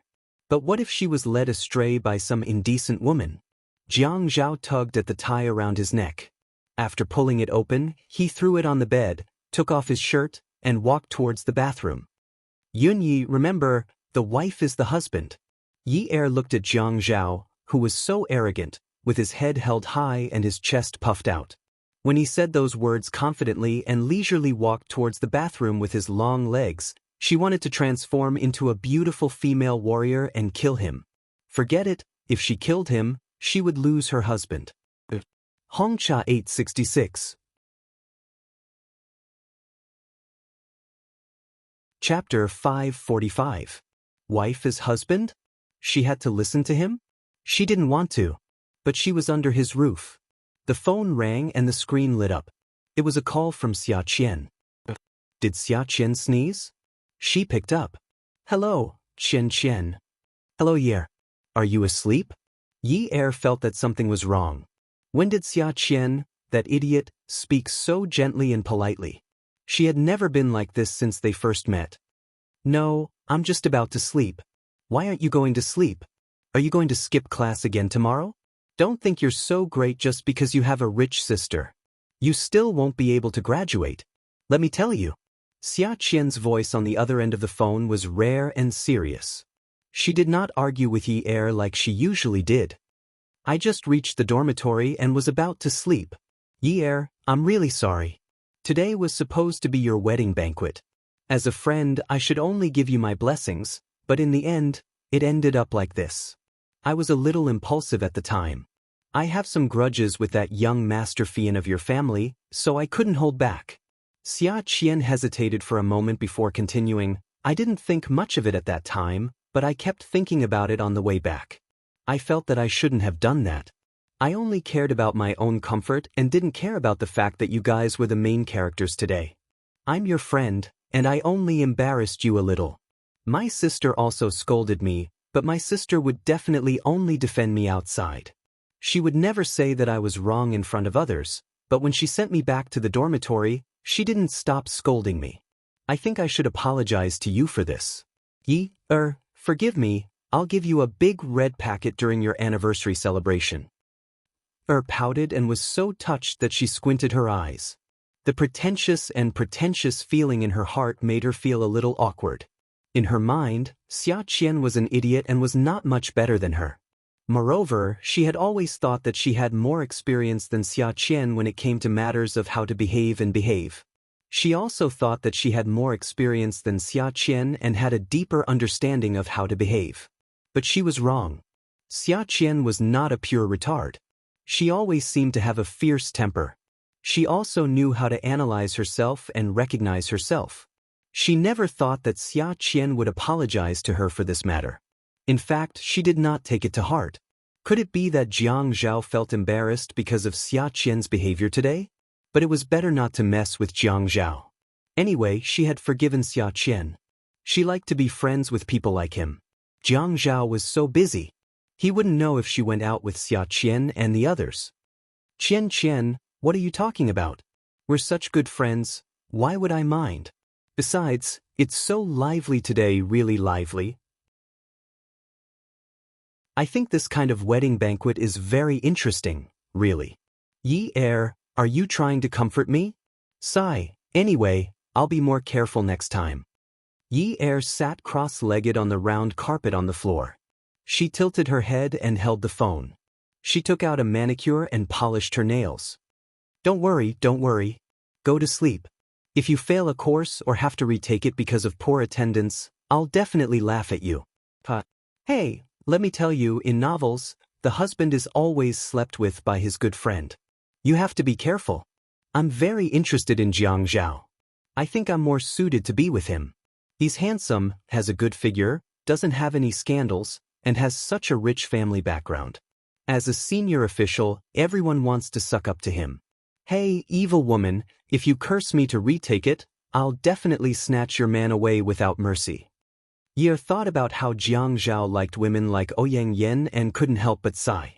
However, she didn't want her friend to hear her displeasure, so she smiled and said, Don't worry, my husband will definitely not like you, and he won't even look at you. Look at you, do you look like a woman? People say that women are made of water, and men are made of mud. You're really... Xia Qian laughed and finished Yi Er's words. Made of cement, right? Ha, that guy Qin Fian actually said that I'm made of cement. That piece of plasticine is a little bottom, ha. Otherwise, I would have flirted with him. Yi Er said, Stop daydreaming. Hurry up and go to sleep. Even if such a beautiful man isn't gay, he's not compatible with you. If he stands next to you, you'll be too ashamed to show your face. Where will you find the confidence to be a reporter and a host? Don't. People in the media have to be confident. Don't worry, if I'm really given such a beautiful man, I'll definitely be able to make him obedient. I won't brag or daydream anymore. I'm going to sleep. Good night. Good night. After Jiang Zhao came out, he once again mentioned that he wasn't allowed to play with Xia Qian, Qiu, and Xiaoya. Yi Er responded and said okay. Anyway, the best way to avoid a war was to have one side argue for what was right and the other side compromise at the right time. And the one who was emotionally weak was the one who should compromise. Yi Er felt that she was the one who should compromise. Yun Hongwei's health had recovered. However, Yun Hongwei was still on parole for medical treatment, so he had to be careful of his influence. As he spent more time at home, Jiang Zhao hired a part-time worker to take care of the 3 meals a day and clean the house. He didn't stay at home at night. This way, Yi Er wouldn't have to worry about Yun Hongwei's daily life. Actually, Jiang Zhao didn't really like hiring a part-time worker to cook. He was fine with cleaning the house because Yi Er's cooking was very delicious. However, it was better if he was alone. Now that so many people were living together, he didn't want his wife to be like a nanny. That kind of feeling was very strange. Under Jiang Zhao's arrangement, Yi Er went to cram school to prepare for the college entrance examination next year. Since she was still young, studying was the best thing for her to do. The late autumn morning was beautiful because of the warmth of the sun. Zhao, I realize that I'm not used to school. No, you have to get used to it even if you're not used to it. You just don't like me.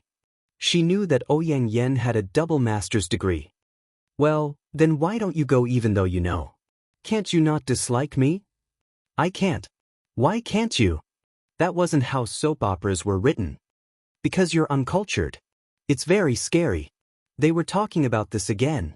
This was the same answer as last time. This time, it was the same answer. How am I scary? I'm so cute, so sensible, so gentle, so considerate, so virtuous. Yi Er wanted to continue speaking proudly, but she felt that the atmosphere was a little strange. There was no sound at all, not even a snicker. It was very strange. Hence, she looked at Jiang Zhao's half-smile. He's mocking her. He's mocking her. Go and *CK him. He actually dared to mock her? Yi Er stretched her shoulders and raised her eyebrows slightly. She looked out the window from the corner of her eyes. Outside the window was a sea of yellow and orange. One day, her flowers would bloom and bear fruit. She raised her chin confidently and turned back to look at the tall Jiang Zhao. She said shamelessly, I'm so pretty, so beautiful, so dignified, and so intellectual. How can I be scary? This person only exists in the heavens and is describing me. Don't you know how to appreciate me? Jiang Zhao was already dressed and ready to go to work. He was standing by the bed to talk to Yi Er about school and Yi Er helping him fix his suit. In the end, because of her behavior, he couldn't bear to leave the house. Yun Yi, how can you continue to call yourself Yun Yi? That name is as soft as cotton candy. Is it really suitable for you? Are you sure? Is there anything that I'm not sure about? When I dance, I'm like a cloud in the sky. It's light and beautiful. Yi Er decided to fight to the end. She was determined not to say that she was bad in front of her husband. She had to show him her good side. She was better than Ouyang Yen in many aspects. Her looks were inferior, her personality was inferior, her family background was inferior, and her education level was inferior. However, she could dance. She could dance many kinds of dances and had even won awards. Could Ouyang Yen know how to dance? Then why don't you dance for me tonight? Sure. Is there a reward? Reward? Of course there is. I've never been a stingy man. Okay. One reward. You go down and I'll go up. Your sister. Yi Er was excited and wanted to ask for a reward. For example, the two of them could go somewhere romantic and make up for their honeymoon. However, before she could say anything, she saw Jiang Zhao's perverted look appear again. She reached out and pushed Jiang Zhao downstairs. Hurry up and leave. Hurry up and leave. I don't want to see you at all. Jiang Zhao was pushed all the way down the stairs. When they reached the door, he couldn't help but laugh when he thought of Yi Er's changing expressions. He changed his shoes and bluffed, okay. Then I'll go on a business trip for a month. Yi Er's expression changed. She immediately took Jiang Zhao's briefcase with both hands and handed it to him. She poured it into his arms and said sweetly, "Hubby, come home early for dinner tonight. I'll cook something delicious for you today. I don't think you're used to Auntie's cooking." Jiang Zhao looked down. At this moment, he deliberately held back his laughter. "But you said you didn't want to see me." Yi Er looked up at the man and retorted, "What? When did I say that?" Jiang Zhao looked confused. "Just now, you told me to leave. You said you didn't want to see me at all." Yi Er stomped her foot and slapped Jiang Zhao's chest. She said in a resentful tone, "Nonsense. Hubby, let me tell you. You're a man. Don't slander me like this. You need evidence to back up your words. Do you have any evidence? She even said she would cook something delicious for you. How could you say that? It's so hurtful." "Evidence?" Jiang Zhao pursed his lips. "You're trying to make a false accusation." No. I just want to kiss my hubby." Yi Er tiptoed lightly and reached out to grab the collar of the man's suit. Her sharp mouth touched the man's lips. What? She let go of the kiss very sweetly. Her slightly flat almond-shaped eyes curved into crescents. "Hubby, come back early. I'll go to the tutoring place today. I'll come back early to cook for you. I wish my hubby a happy job." After standing still, she walked to the door and pressed the handle of the door. She pushed the door open and leaned against the side of the door. She bent over and raised her hand to send him off. "Hubby, take care." This building was a floating villa. There was one unit on each floor. The elevator was about 10 steps away from the door. The front was very spacious. "You're so naughty." The man's leather shoes stepped out of the wooden house and stepped on the thick blue footpad at the door. He turned his foot gently out of habit. "You're always so naughty. How are you going to grow up?" There was a gentle reprimand in his tone, but the corners of his mouth curved into a charming smile.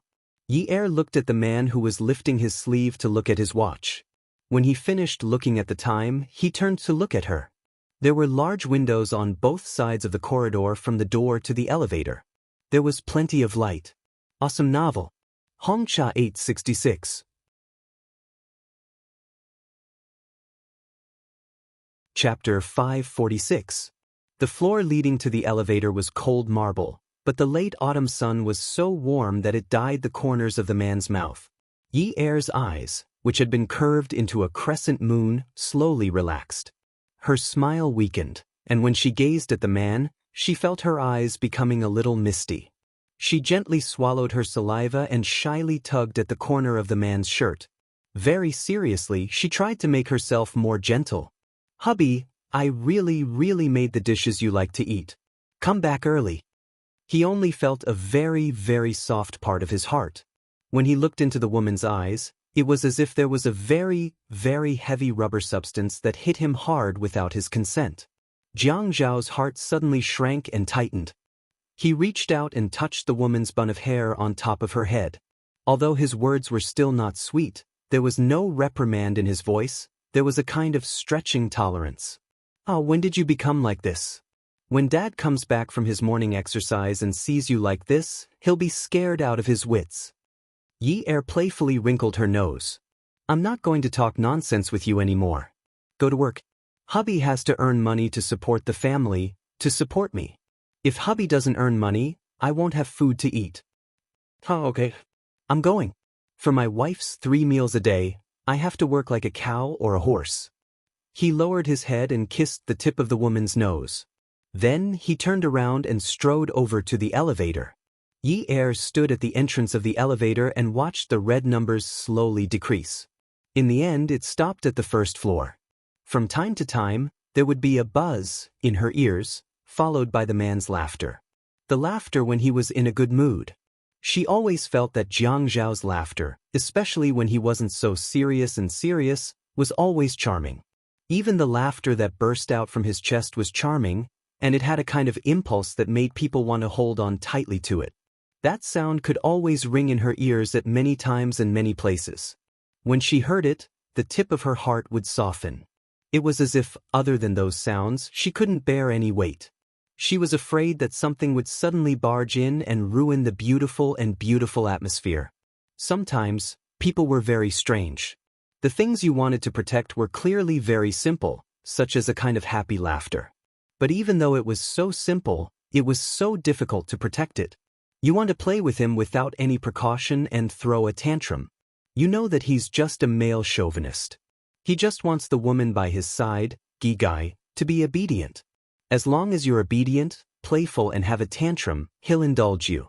However, when he indulged you, he would not be able to control his own strength and would always exceed that limit. For example, just now, she said that she did not want to see him anymore. Just like those main characters in soap operas, they said, "I don't want to see you anymore. Go away, and never come back." Just like that, they did not mean what they said. However, because he said that he would be on a business trip for a month, she was so scared that she didn't dare to continue being unreasonable. She wanted to be able to control herself and please him. She was not afraid that he would go on a business trip. She was afraid that he would go to the apartment in the north of the city. The world was fair. If you're willing to gamble, you have to accept defeat. She felt that her personality was like that. Since she was gambling, she could not be afraid of not being able to afford to lose. At worst, she would end up in a mess. At worst, she would end up heartbroken. She would not be like those people on television who would slit their wrists and die. She would not die. At worst, she would end up like that, heartbroken. Jiang Zhao said that one had to be forward-looking when doing things. As long as one saw the right thing, one had to set one's sights on the long term. Then, one could let go of one's hands and feet, throw away all burdens, settle everything boldly and decisively, and kill one's way towards that goal. She was not that confident. She felt that since she was gambling, although the purpose of gambling was to win, she also had to consider the possibility of losing. She knew that at most, she would be hurt by him. She could afford to lose. Sometimes, when you miss someone, you just need to close your eyes and listen to the sound of the wind. In the wind, there would definitely be his voice. She felt that she was not an ordinary lover. He had just arrived at the garage, right? She missed him again. When Yi Er went out, she greeted Yun Hongwei and went to the underground garage. She liked the Wrangler. For a girl of her height, it was the best car to drive. She had just pressed the lock on the car and then closed it again. She felt that it was not good. She wanted to go to the school to take a look. Although it could not compare to a Lamborghini, an off-road vehicle was already more eye-catching than a normal car. She did not want to attract too much attention. Other than the 2 million plus A8 in the garage, there was only a 7 million plus sports car in the garage. She knew that there was another car in the north of the city driven by the Ouyang Yen. She reminded herself not to keep thinking about the Ouyang Yen. As long as she was not caught in bed, she would not take these things seriously. She would just treat it as if she was lying to herself. She walked out of the garage and was about to call a taxi when she called Xia Qian. Qian, I want to go to your university. Did you go to practice outside today? If you're at school, we can have lunch together. Yi heard some noise on the other end of the line. Xia Qian's voice sounded like she was shouting. Yi, your voice is too soft. I can't hear you clearly. Say that again. Yi raised her voice again and repeated herself. The 9th mansion was a typical building for the wealthy. It was the morning rush hour and many people were coming out. Some people looked at Yi and nodded gently with a smile as a greeting. The 9th mansion was not very big. There were not many people living there. Many people who appeared on the cover of the financial news and many rich second-generation heirs chose to live there. Yi smiled awkwardly. Others did not know her before, but now they knew that she was Jiang Zhao's wife. She did not care about her image and shouted loudly. Sigh. It was not easy to be the wife of a high official. Xia Qian finally heard her clearly. You want to go to our university? Do you really want to go back to university? Sure. There are many colleges in our university that are holding classes for high school students. Which college did you choose? What major are you majoring in? Hey, I bought a new car. Let me tell you, I'm near the 9th mansion. Wait for me, I'll come and pick you up. When Yi heard Xia Qian's excited voice, especially when she mentioned a new car, she felt like her tail was wagging to the sky. She bought a car? This girl was still a student and said that a bag of 1,888 yuan was all she had. Now she bought a car? Oh, the car had to be booked in advance. She probably paid the money in advance before she picked up the car. She must be trying to take advantage of Xiaoya again. Sure, I was just about to call a cab. I'll wait for you at the west gate. Take your time, there's no rush. After hanging up the phone, Yi continued to walk forward in her high heels. Her slim pants were pulled up to her long and straight legs. Her double-breasted beige windbreaker was unbuttoned, revealing the white chiffon underneath. The low-key color made her look even more elegant. A car stopped beside her.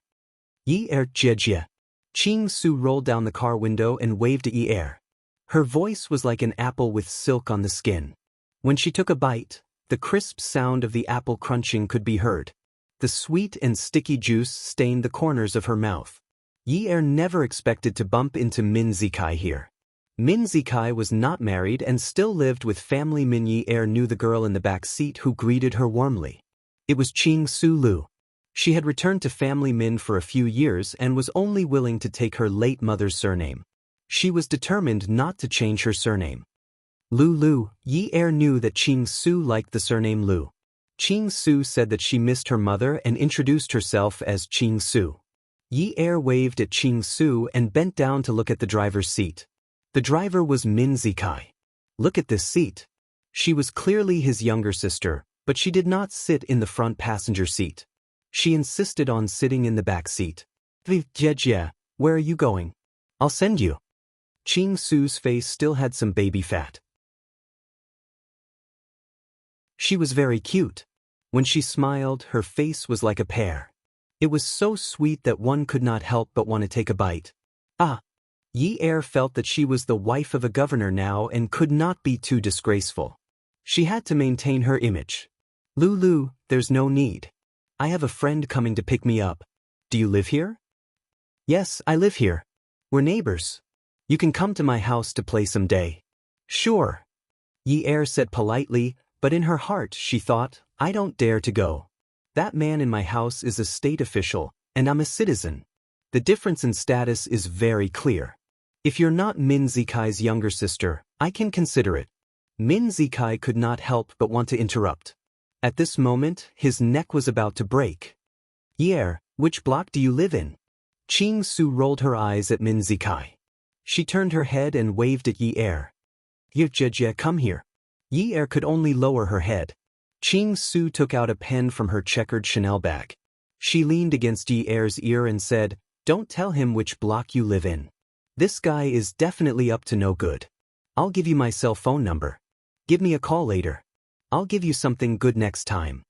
Without waiting for Yi Er to agree, Ching Su pulled Yi Er's hand and began to write numbers. As she wrote numbers, she smiled and said, "The happiest thing for me now is that you're not my sister-in-law." Just as she finished writing the number, Yi Er went, "Pfft." Min Zikai choked on his anger. He turned his head and shouted sternly, "Ching Su! What are you calling me?" Ching Su's enthusiasm for Yi Er was gone. Her eyes were full of disdain and her tone was extremely harsh. "Drive your car. Yi Er, Jejie, remember?" Ching Su made a phone call gesture and put it to the side of her face. Yi Er said, "Aha." She stood up straight and lowered her head. She waved her hand and said politely, "Goodbye." Ching Su slapped the back of the driver's seat and said fiercely, "Drive." Min Zikai felt a little embarrassed. After all, Yi Er was here.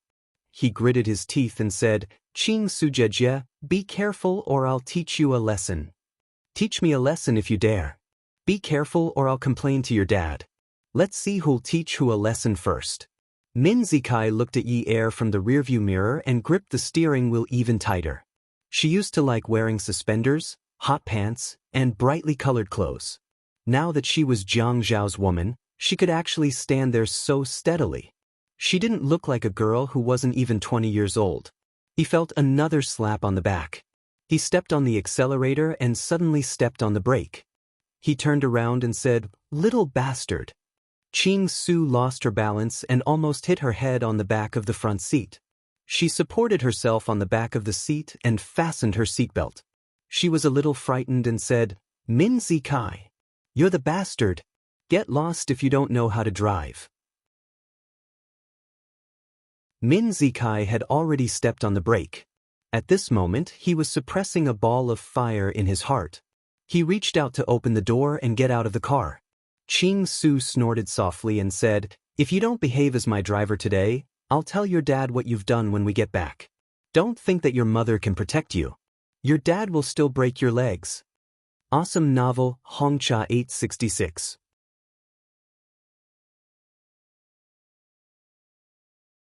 Chapter 547. Muffled Zikai clenched his fists. He wanted to reach into the back seat and strangle this wretched girl. Especially when he saw her arrogant and disdainful eyes, he wanted to throw her into the sea to feed the sharks. Yi Er waited at the west gate and checked the time on her phone from time to time. This Xia Qian was really unreliable. She said she was near the 9th mansion and had been waiting for almost an hour. She even had the nerve to say that she was in the media and that she would snatch the news to be a news anchor in the future. A silver car slowly drove over in front of them. She passed the car and continued to look into the distance. She glanced at the car driving towards her from time to time. She didn't want to look, she just looked into the distance. But silver? Car plate A4646***. Xia Qian, you idiot. She said she bought a new car and promised to give you an extraordinary experience and high-end enjoyment. Damn. It's so high-end. It's a regular model. Is this a new car? Xia Qian had a pile of boxes in the front passenger seat. Yi Er sat in the back seat. "Qian, your car? 20,000? What do you think? I bought it secondhand. My sister gave me 200,000 and asked me to buy a Volkswagen car. I thought it was a waste of money. It's not easy to make money these days, so I saved 180,000 and deposited it in my bank account for my sister." Yi Er snorted. "Do you think your sister's meat buns have a chance to be deposited in her own bank account? You're the dog." The weather at the end of autumn was cool, so the windows were open. Xia Qian didn't turn on the air conditioner. But after Xia Qian put the car in gear with difficulty, she raised her hand and wiped the sweat on her forehead with her sleeve. Yi Er's heart skipped a beat. She quickly fastened her seatbelt and reached out to grab the handle of the roof. "Qian, let me drive. I know how to drive a manual transmission car." Xia Qian's palms were sweaty. She flexed her fingers as she held the steering wheel. She continued to hold it and looked ahead, concentrating. The clutch beneath his feet slowly loosened a little, and he stepped on the accelerator. When the car started driving, it started to move forward slowly. "Yunyi, aren't you looking down on me?" Although it's my first day on the road, I still got my driver's license properly. I didn't ask anyone to take the test for me.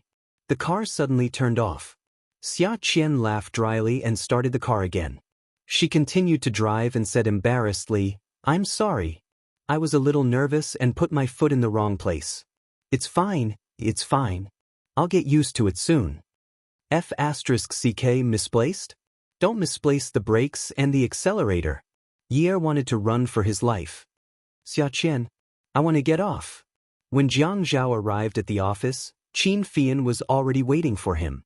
He sat lazily on the sofa and waved at Jiang Zhao. Lu Qing followed behind Jiang Zhao and took some files. "The meeting will begin in 10 minutes. Jiang Zhao strode towards his seat and nodded. "All right, prepare the materials that should be prepared." "It's ready." "Then wait for me outside for a while." After Jiang Zhao finished speaking, he sat down and opened the left drawer. He turned on the computer and took out his work notes. While waiting for the computer to turn on, he took out a pen and flipped open the work notes and quickly wrote down some things. Lu Qing left. Qin Fian stood up. Seeing Jiang Zhao talking and doing things, he knew that he must be very busy. "Brother, when will your meeting end?" "Not long. I just need to pass down some things. It's equivalent to sending down some spirit from the top. It'll be quick." "See, you like to do such formalism." Fei Yen curled his lips. "I'll wait for you." Is there something?" "Yes, I want to take you to see the land at 326. Although the subway doesn't pass through there, I found that the terrain there is soft and there is a lot of underground water. The surrounding area is also empty. We can buy it and build a resort hotel. With running water, isn't that good? Why don't I spread the news that the subway has changed its route and that the land is not valuable anymore? I can buy it cheaply." Jiang Zhao's computer was already running. He touched the PowerPoint document and opened it. On the screen was a bird's eye view of Haicheng. He looked at the contents of the work notes while typing quickly on the keyboard. He did not raise his head to look at anyone. "Fei Yen, is there any land you don't want to eat? Let's go take a look." "Wait for me here." "Okay. When we go over, let's take Minxing Road. I'll go there to buy some things." "Okay." Yi did not drive. She was sweating more than Xia Qian and wanted to jump out of the car. People said that the scariest thing when driving on the road was to meet a female driver. It was her first time on the road. Wasn't Xia Qian a female driver? Moreover, this devil refused to let her drive no matter what. He even said that he wanted to practice his driving skills. Oh, practice? Was she using her life to practice with her? Xia Qian, change to another road. Take Minxing Road. Minxing Road is not blocked now. Let's practice there, okay? Okay. Anyway, I have nothing to do today. I just want to practice driving. Yi finally could not help but shout, "You want to practice driving? I have something to do at the university." But shouldn't friends keep each other company when you're lonely? So petty. After dealing with her, she raised her voice and said proudly, "Okay, Mississippi, sit tight. Next stop, Minxing Road. Please fasten your seatbelt." Yi grabbed the seatbelt with both hands. First gear. First gear only. Yi did you forget what I said? I told you not to play with Xia Qian. If you want to die, go ahead and fulfill your wish.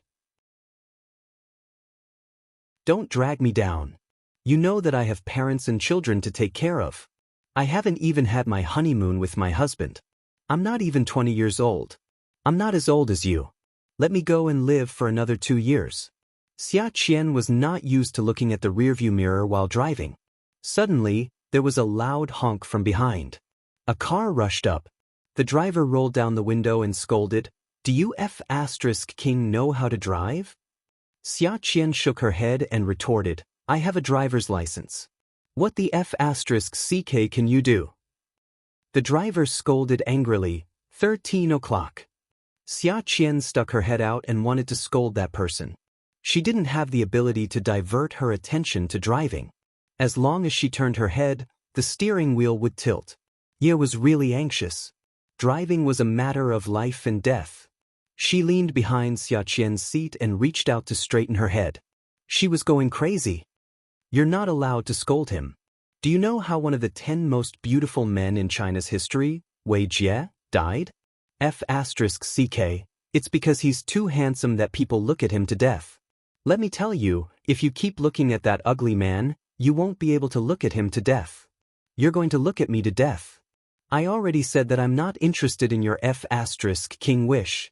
Xia Qian thought about it and decided not to vent her anger. As she drove, she said indifferently, "Who has a F***king wish?" Yi Er said, "You still say that you don't have F***king wish? Isn't your license plate A4646*** just a F***king wish? If you have such a noble dream, don't drag me into it. Pull over. I'm a common person. I feel that a bad life is better than a good death." She looked down the aisle.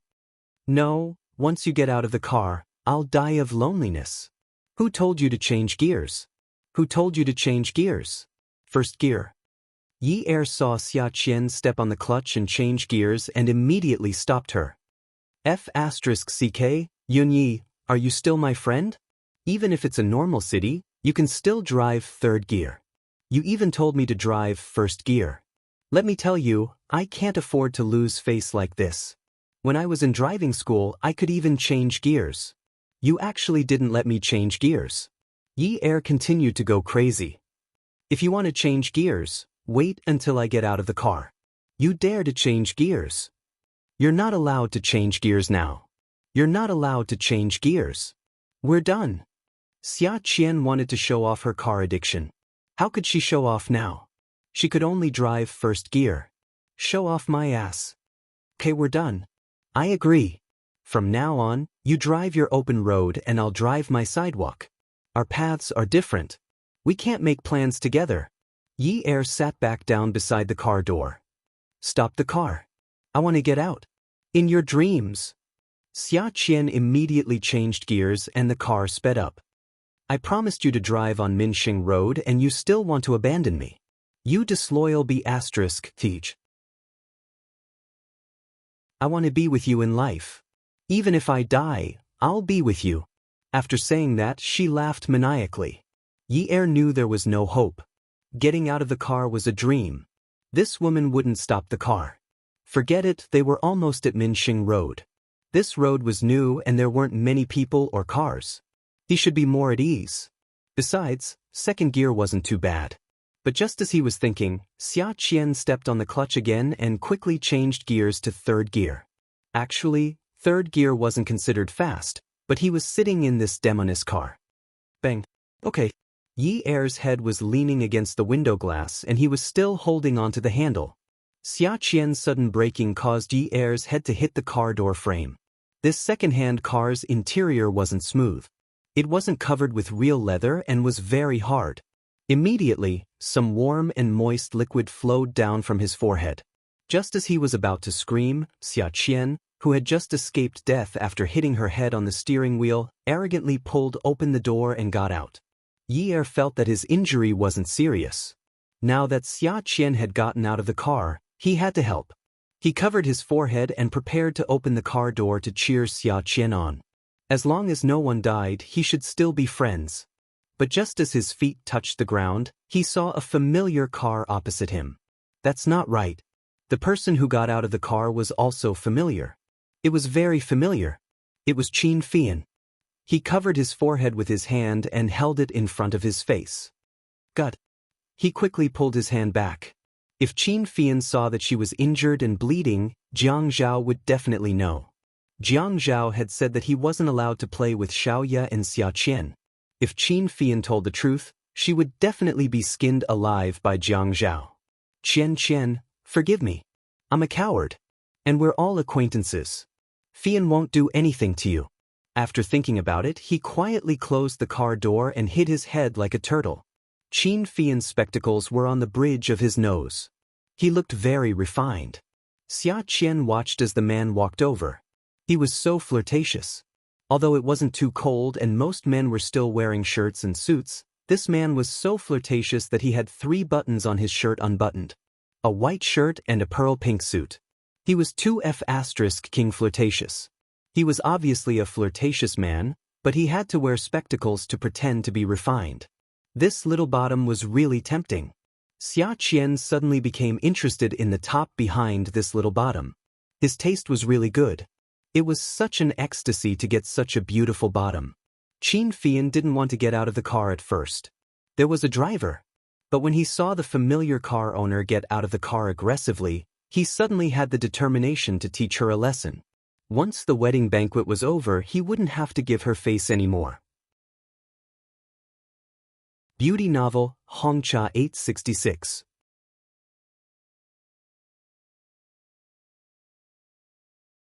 Chapter 548. Looking at Xia Qian's increasingly wretched expression, he could vaguely guess what she was thinking. This was because every time she mentioned something about top and bottom, she would have such an expression. He lifted his collar and went around to the hood of his car. He sat on the hood and crossed his long legs leisurely. "Miss Cement, you hit my car." Xia Qian pursed her lips lazily. "Huh, Mr. Little Show, you were the one who hit my car first. Your car was swaying. You hit it first, Miss Cement." "Mr. Little Show, your car is obviously too wide and too big. You hit me because you were standing on too many roads. This road is not delineated and I did not violate any traffic rules. How can you say that I hit your car?" Qin Fian did not mind using his power to pressure people. He had always felt that he was the scum of the rich third generation. He rarely pretended to be kind and magnanimous outside. Most of the time, he ignored the Qin family's teachings to keep a low profile. "No matter what traffic rules you broke today, you have to pay me back today." Xia Qian looked at Qin Fian's car. "Wow, how much did a piece of paint cost?" No, she was determined not to pay. "You have to pay me back." "Sure, we'll get someone to appraise it. I'll pay you back for the paint, and you'll pay me back for the paint." Qin Fian slanted his lips and whistled. "Miss Cement, you have to pay me back today no matter what. Otherwise, if the director of the Transportation Bureau comes, you won't just pay me back today." Yes, that's right. He was like this. He liked to show off. To show off that he had a lot of connections and could easily crush a girl from a small media school. But compared to those rich second generations who blindly showed off, he was much more cultured. Keeping a low profile was the main thing, and showing off was the secondary. Jiang Zhao was sitting in Qin Fian's car. When he saw Xia Qian get out of the car, he called out to Qin Fian. They all knew each other. However, Qin Fian said, "Brother, just let me off this time. Just sit in the car and don't come out. You're doing me a favor. If you get involved, you'll make things difficult for me and sister-in-law." He had promised Qin Fian that he would sit in the car. Unlike other ordinary cars, he could roughly see the people inside the high-end car. When people outside looked into the window, they could only see their own reflections, but when he leaned back and looked out the window, he could see everything that was happening outside. He had seen Yi Er's shoes the moment they touched the floor. He had bought them for her. He liked to buy her dark colors. First of all, he didn't really like the bold colors and styles, even though she looked good in them. Second of all, he knew that he was being selfish. He was older than her by a whole 10 years. Because of work, it was impossible for him to be like Fei Yan, who was bright and beautiful all day long. His work environment had to be composed of clothes with colors as the main theme. It was all the same, and the one that could change the most was his tie. If he made her look bright and sunny while he himself wore heavy clothes, how could they be compatible? She used to say that he was an old cow eating young grass, but he would never admit it. Since he couldn't be flamboyant, then he would make her look like a mature autumn. Actually, buying things for her was very troublesome. Those women's things were really dazzling. He thought that she would look good in anything. 2 pairs of black high heels were placed there. He clearly wanted to choose a normal pair, but in the end, he still chose the pair with the crocodile print. Like her, she had a wild nature in her bones. Actually, he liked that wild nature of hers. There were only 3 pairs of that pair of shoes in Haicheng. It wasn't too cold in this season, and she didn't like to wear stockings. Today's pants were slim. The moment her feet touched the floor, he saw the tattoo on her bare feet. He had asked her what it was, and she said it was a Persian chrysanthemum. She liked it. The moment her feet touched the floor, she immediately retracted them. Was she trying to hide? Could she hide? He took out his phone. Out of habit, he just wanted to make a call. But when he saw that the driver was still sitting there, he lightly smacked his lips and leaned back in his chair to make himself look more nonchalant. He searched for Yi Air's number, clicked on the envelope icon, and started to write a message. "Are you itching for a beating?" His finger hesitated for a moment. His thick and long eyelashes lowered over his eyes for a moment. He opened his eyes again and glanced at the driver in the front. He lowered his head to look at the phone screen. His face was gloomy, but the content of the message was, "Good wife, what are you doing? Did you miss me?" When he sent this message, he shuddered. Goosebumps appeared all over his body like bamboo shoots after a rain. It was too disgusting. In the room, on the bed, he had whispered to her. That kind of feeling was completely different from what he was feeling now. This was the first time he had sent such a disgusting message. The message was sent successfully. Jiang Zhao looked at his hand that was holding the phone in disgust. With his other hand, he slapped it with a "pia" sound. He despised his own bad behavior and scolded himself in his heart. Who told you to be cheap? Who told you to be disgusting? Who told you to be mushy? When Yer took out a tissue from her bag to wipe off the blood on her forehead, her phone rang with a ding-dong. As she foolishly used tissues to wipe the wound on her forehead, she took out her phone. Her hands were covered in blood. Her bag and phone were red from all the rubbing, but she wasn't very afraid. It was the outside world that was scary. The last time Jiang Zhao had a nosebleed, she was scared to death. She didn't know that bleeding could be so peaceful. She swiped the screen and looked at the message. The corners of her mouth twitched, and her heart flew to the sky. "Oh my God, hubby, are you expressing your love to me? Sweet after bitter? Spring after winter?" She was so excited that she wanted to call him. Just as she was about to do it, she felt that it wasn't right. Texting was so romantic. Her husband was already starting to be romantic. If she called him, wouldn't it ruin the atmosphere? No, she had to pretend to be reserved. "Hubby, I'm about to reach the university town. I've been thinking about you. I even think about you when I'm walking." After sending the message, she held the phone under her chin and smiled foolishly. How could she care about how fierce the battle outside was? There weren't many cars on this new road. Even if two cars bumped into each other, it wouldn't cause a traffic jam. Qin Fian supported himself with his hand on the hood of his car. He was still sitting on it. He looked at Xia Qian disdainfully and curled his lips from time to time. He wrinkled his nose as if he had seen a pile of feces. "Hey, Cement, do you know how to drive?" "Yes, I got 99 points in the written exam." Xia Qian imitated Qin Fian and became a model for her car. However, her car was a little slanted. She could only sit on the hood from the side. She raised her chin and tried to make her posture as arrogant as possible. The two of them seemed to be chatting. They smiled and said, "Your car is not straight. Don't you know how to tell?" "Of course I know how to tell, but now I think it's your car that is not straight." Xia Qian studied broadcasting and hosting. She often had to adapt to the situation. However, every time she had such a class, the teacher wanted to take out a ruler and hit her head like the old teachers in ancient times. Because she always talked nonsense when she couldn't win the argument. Qin Fian's phoenix eyes were very beautiful. At this time, he took off his glasses and looked very charming. Looking at Qin Fian's appearance, Xia Qian was lustful again. Thinking that he was a bottom, she sighed and said calmly, "When I sit in the car, I think my car is straight. When I sit in the car, I see that your car is not straight." Qin Fian held the glasses with one hand and still supported himself on the hood of the car with the other hand. He had to think about it. This woman was impossible to reason with. He even wanted her to apologize. "Okay, call the traffic police and let them deal with it. It's right to let you retake the exam and get 99 points. Because the reason you got the last point wrong is related to how the car is considered straight. Traffic police." Xia Qian knew that there was a problem with her skills. When Qin Fian mentioned the director of the traffic bureau, she was actually a little panicked. Although she knew that she had her sister's protection and she didn't need to be too afraid, she was still afraid of causing trouble for her sister.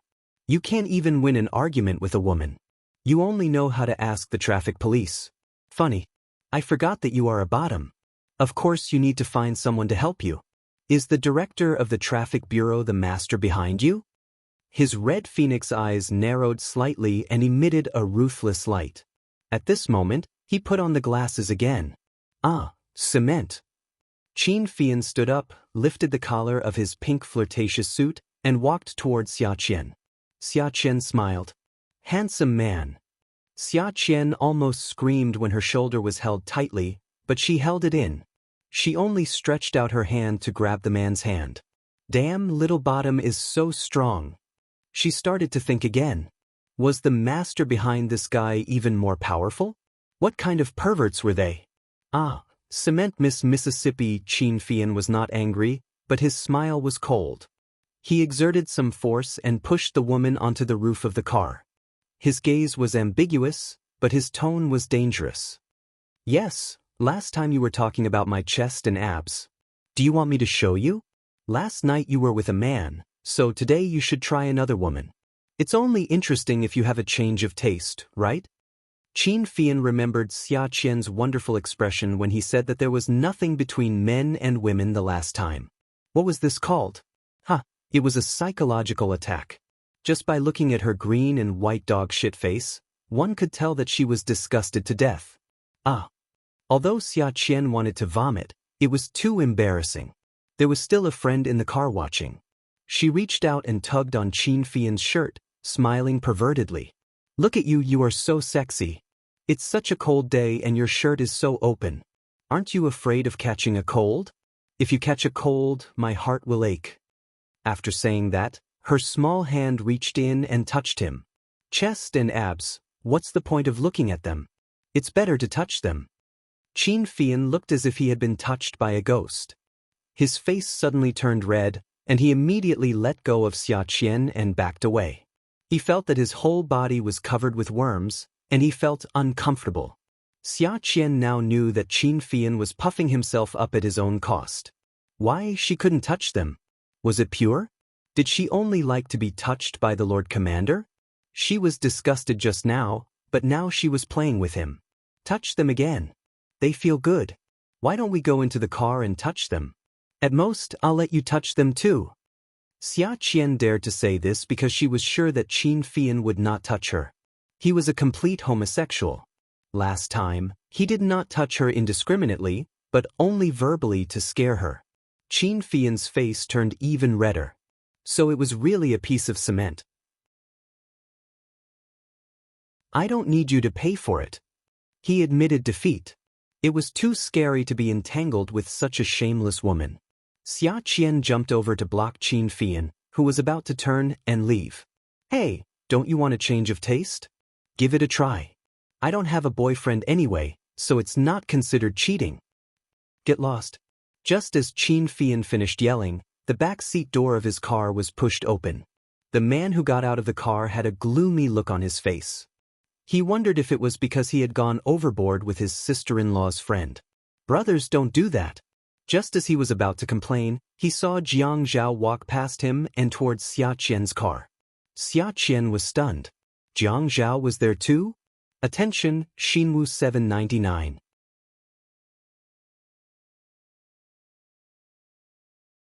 Chapter 549. God, why did she embarrass herself in front of Jiang Zhao again? She even called Yi Er to apologize on the night of the wedding. Actually, she was afraid that Jiang Zhao would think that she was shameless. Great, now he was watching the show again.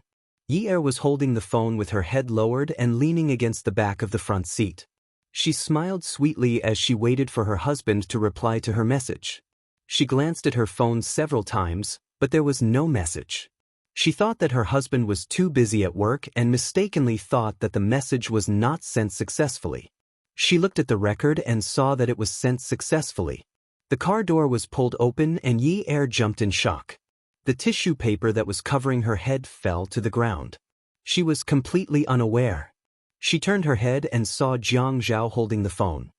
His hand was gripping the phone so tightly that his knuckles were white. She sat by the door and looked up at the man's face. His thin lips were tightly pursed into a line. His neat short hair made him look energetic. His bright eyes were burning with anger.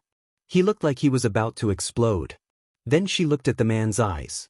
Anger, surprise, and finally she frowned and panicked. Yi-er knew that she was wrong.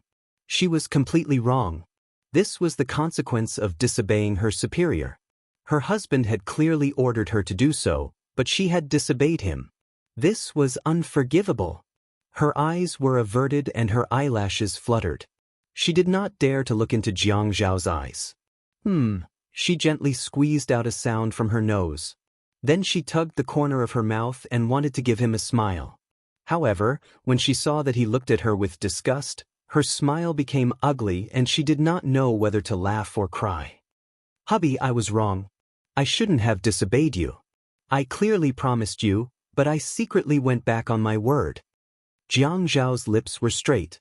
When he exhaled, his voice was hoarse. Yunyi, you're asking for a beating. Yi raised her head again in a panic, looking at Jiang Zhao with fear in her eyes. Was this challenging his authority again?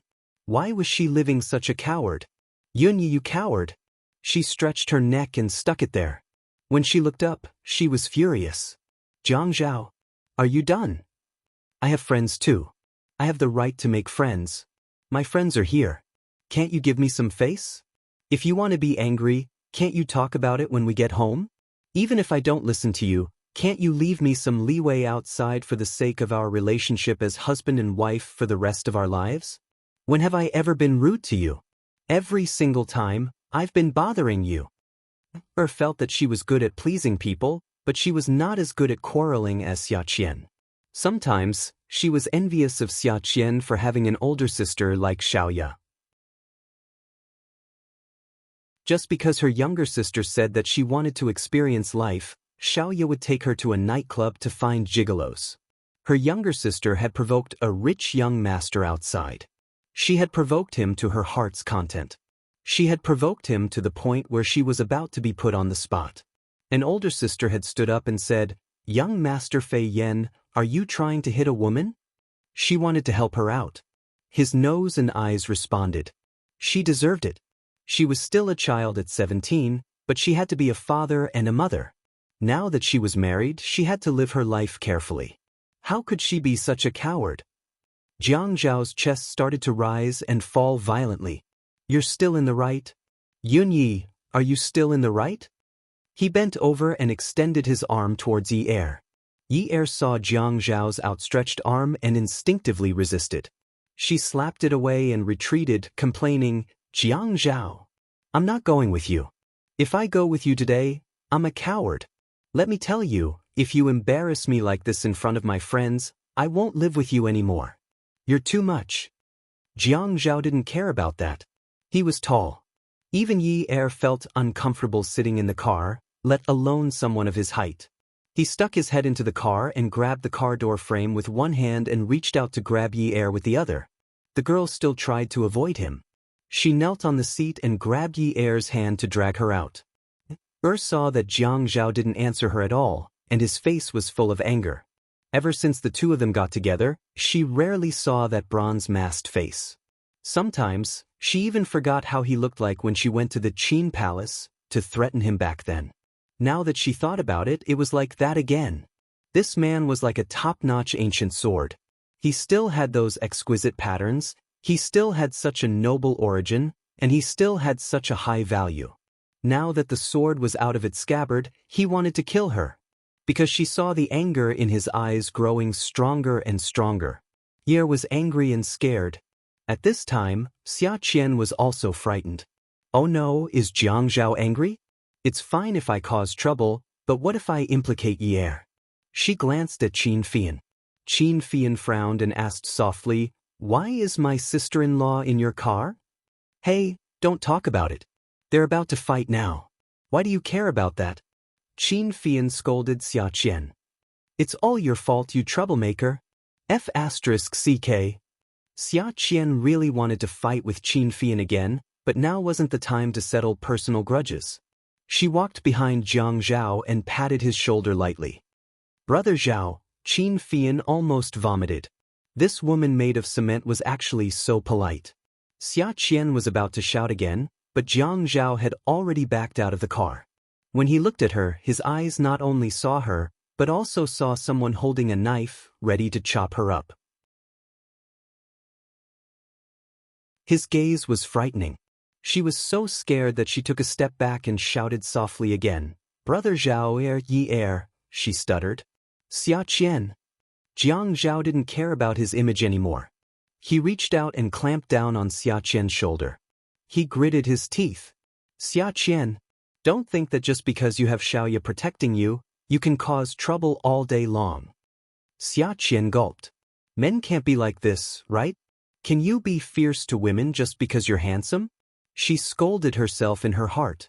"Xia Qian, oh Xia Qian, when will you change this habit of fantasizing about handsome men every time you see them?"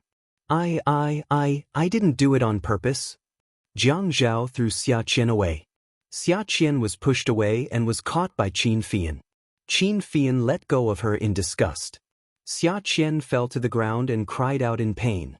"Qin Fian, you stinky man who doesn't know how to be gentle with women. I curse you to have your anus burst." Qin Fian was not in the mood to care about her.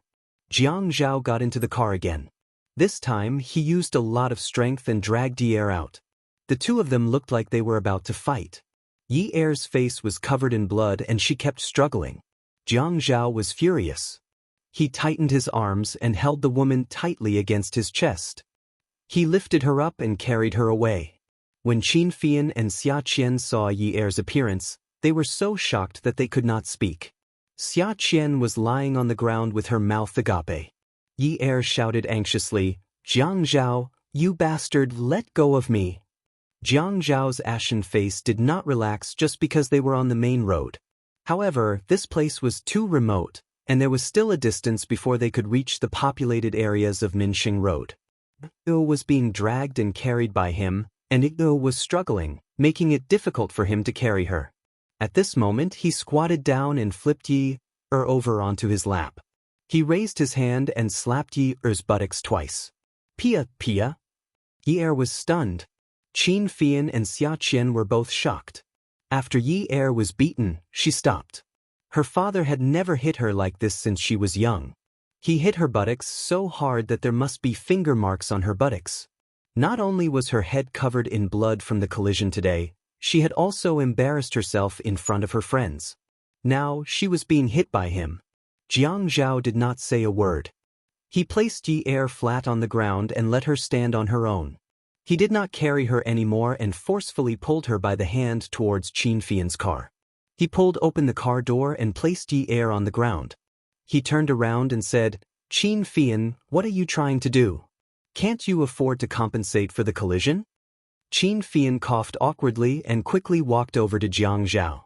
Xia Qian knew that Yi Er was injured and that Jiang Zhao's expression was for her to see. "Brother Zhao," Jiang Zhao did not have much time to waste here. "Xia Qian, you'd better get someone to tow the car. Someone will come over immediately to revoke your license. Go back to school." "What right do you have?" Jiang Zhao stood by the car door and looked at Xia Qian.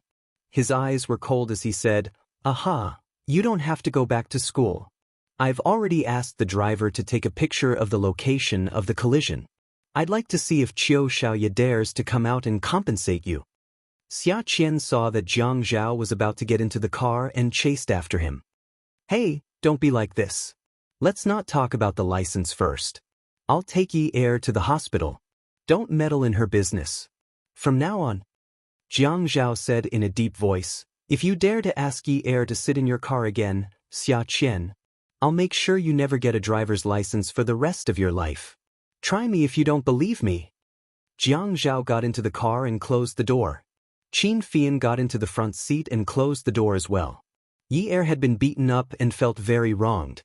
She shrank into the other corner of the car door and bit her lip. She looked out the window and the blood on her forehead lessened. She didn't want to see Jiang Zhao, that tyrant.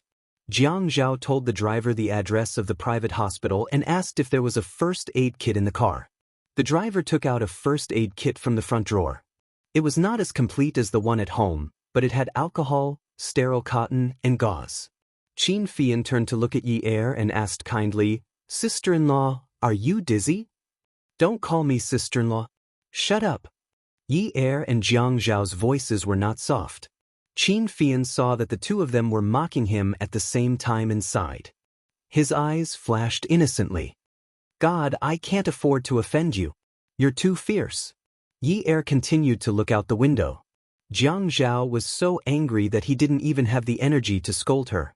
If he hadn't seen the small wound on her forehead when he pulled her away, he would have torn Xia Qian apart.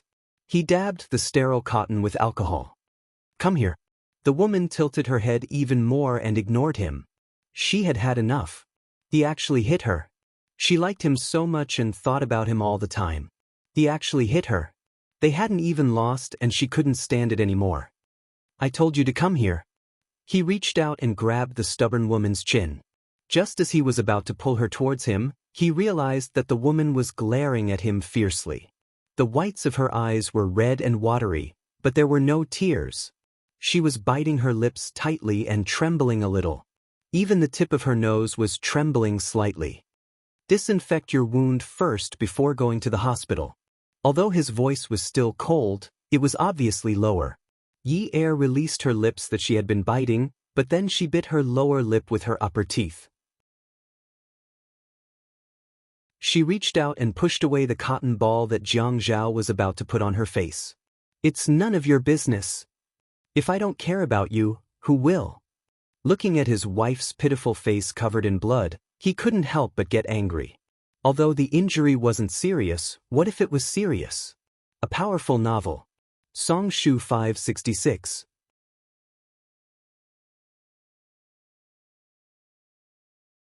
Chapter 550.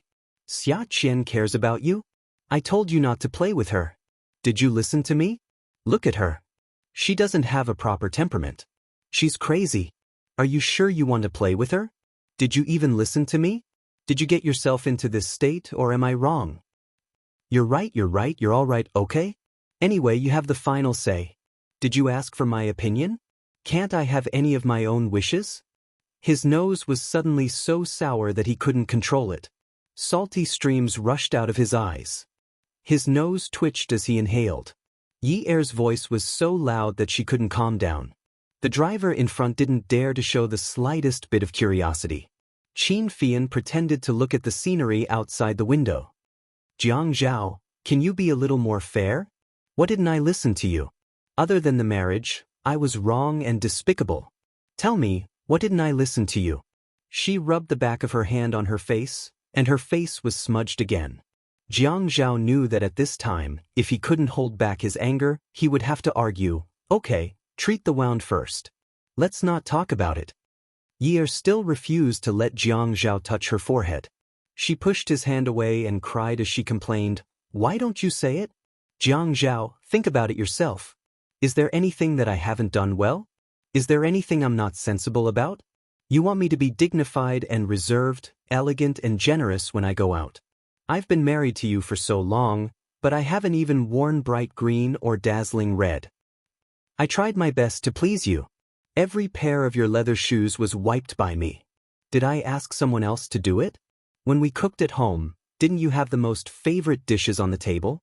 When you went out to socialize, no matter how late it was, when wasn't I waiting for you at the door? How many times have you fallen asleep on the floor next to the sofa after drinking too much? Which time haven't I dragged you upstairs? Tell me, I'm your wife. Even if I forced you to get married, it's my fault. I shouldn't have fought with Ouyang Yen for the position of Mrs. Jiang. I'll try my best to make up for it, right? Have I ever interfered between you and her? Didn't I ignore it all along? What else do you want? Qin Fian's chest was full of air, and he slowly exhaled. He didn't want to disturb the couple's quarrel. As Jiang Zhao listened to Yi Er's words, his heart felt numb and uncomfortable. How could he not know that Yi Er had done all this for him? That was why he always thought that she was pretty good and always tried to treat her better. But when she mentioned making amends for his mistakes, his expression changed. He hated it when she brought up Ouyang Yen. She didn't care? If she didn't care, would she have the right to say it in front of others? She also wanted to tell everyone that she was Jiang Zhao's wife and didn't care if he had other women outside. Who wasn't at the age of 19? Who wasn't colorful and pure at the age of love? Even if she was precocious, she should be at the age where she had feelings for love. If her lover was unfaithful, how could she not fly into a rage? However, she had to act like an older woman who was indifferent to her husband's affair. This was clearly telling others that she didn't care about him at all, not at all. She was telling others that she didn't have any feelings for him at all. Are you done? It was rare for Yi Er to vent. If she didn't say it out loud, she would feel uncomfortable. She sniffled and sniffled but still wanted to finish her sentence in one go. I'm so obedient to you. Can't you make me feel a little better? Do I have friends? After Dad's accident, which classmate in the elite school wasn't afraid that I would cause trouble for their family? They couldn't wait to stay as far away as possible. Even my fiancé broke off the engagement. Only Zheng Ling was good to me, but Mother Zheng was also afraid that I would go to Zheng Ling.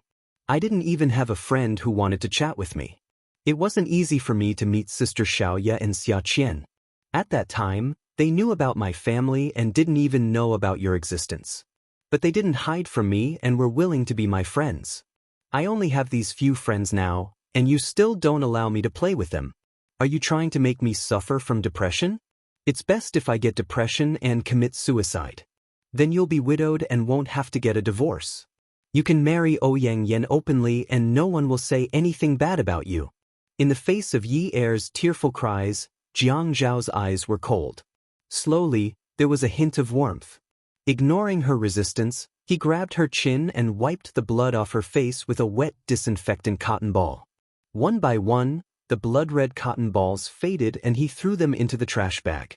He knew the reason for his bad attitude. First, she didn't listen to him and continued to play with that perverted Xia Qian. Second, she lied to him again when she sent him a text message. Third, her face was covered in blood when he was about to confront her. Fourth, she refused to get out of the car even when her face was covered in blood. She dared to sit in the car of a driver who couldn't even drive straight. She even dared to complain, resist, and say that she didn't want to live with him. He was troubled by too many things, and the one thing he shouldn't be troubled by was the fact that she didn't love him. He married her because he wanted to protect her. So many people bullied her and could have killed her.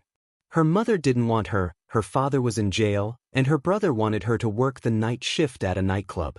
No matter where she went, she had to live under someone else's roof.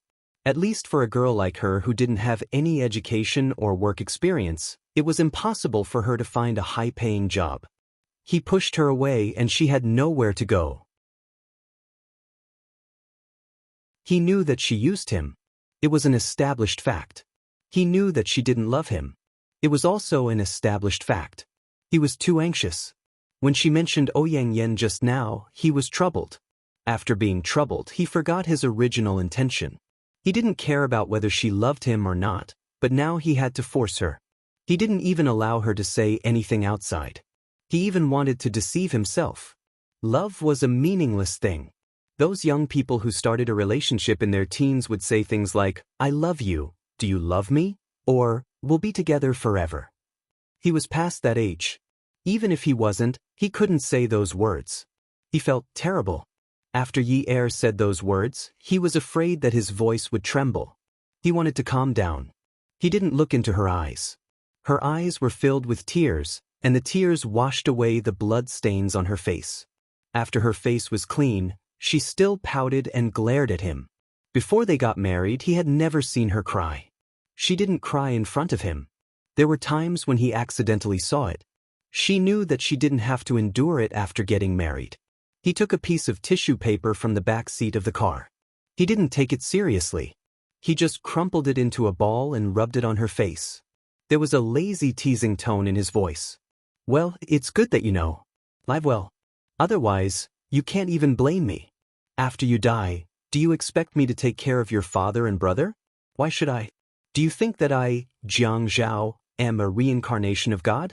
Besides, like you said, after you die, I can marry someone else openly. My new wife definitely won't agree to me taking care of my deceased wife's family. At most, she'll give them some money.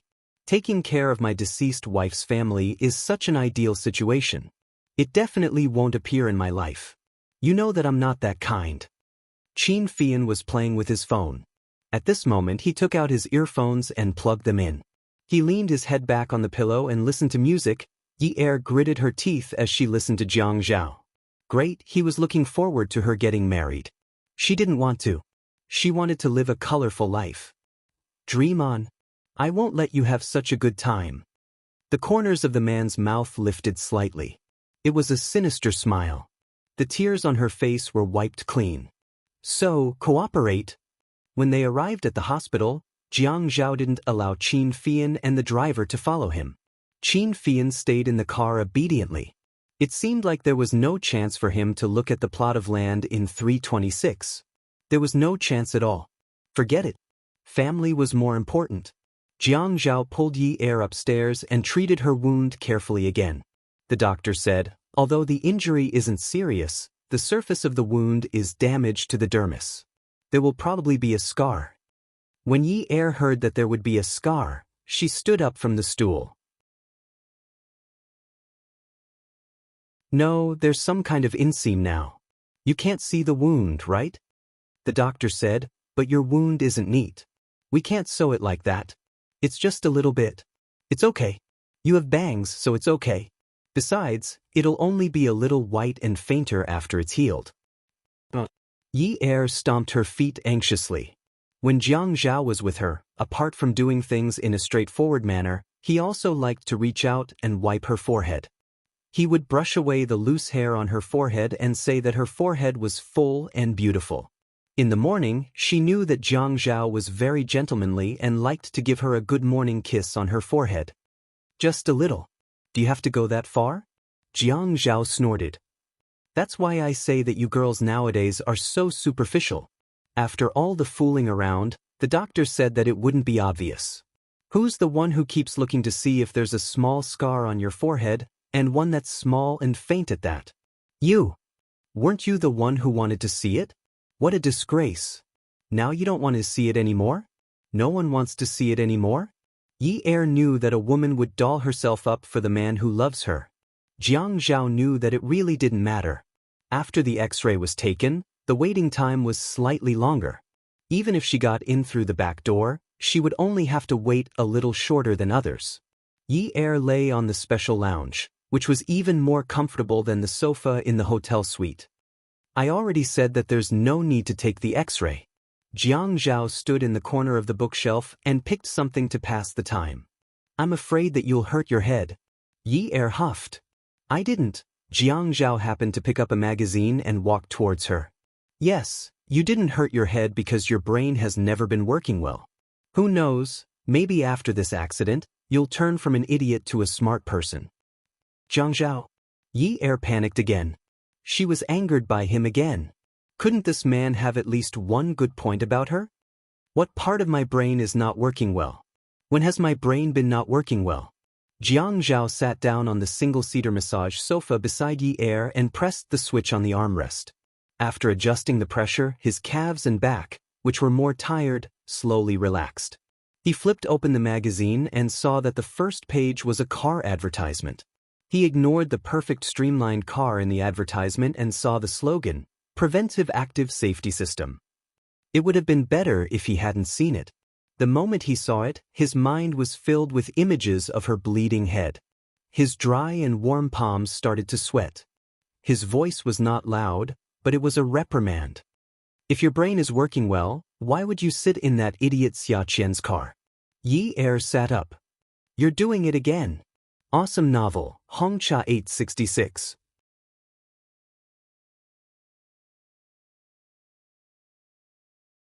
Chapter 551.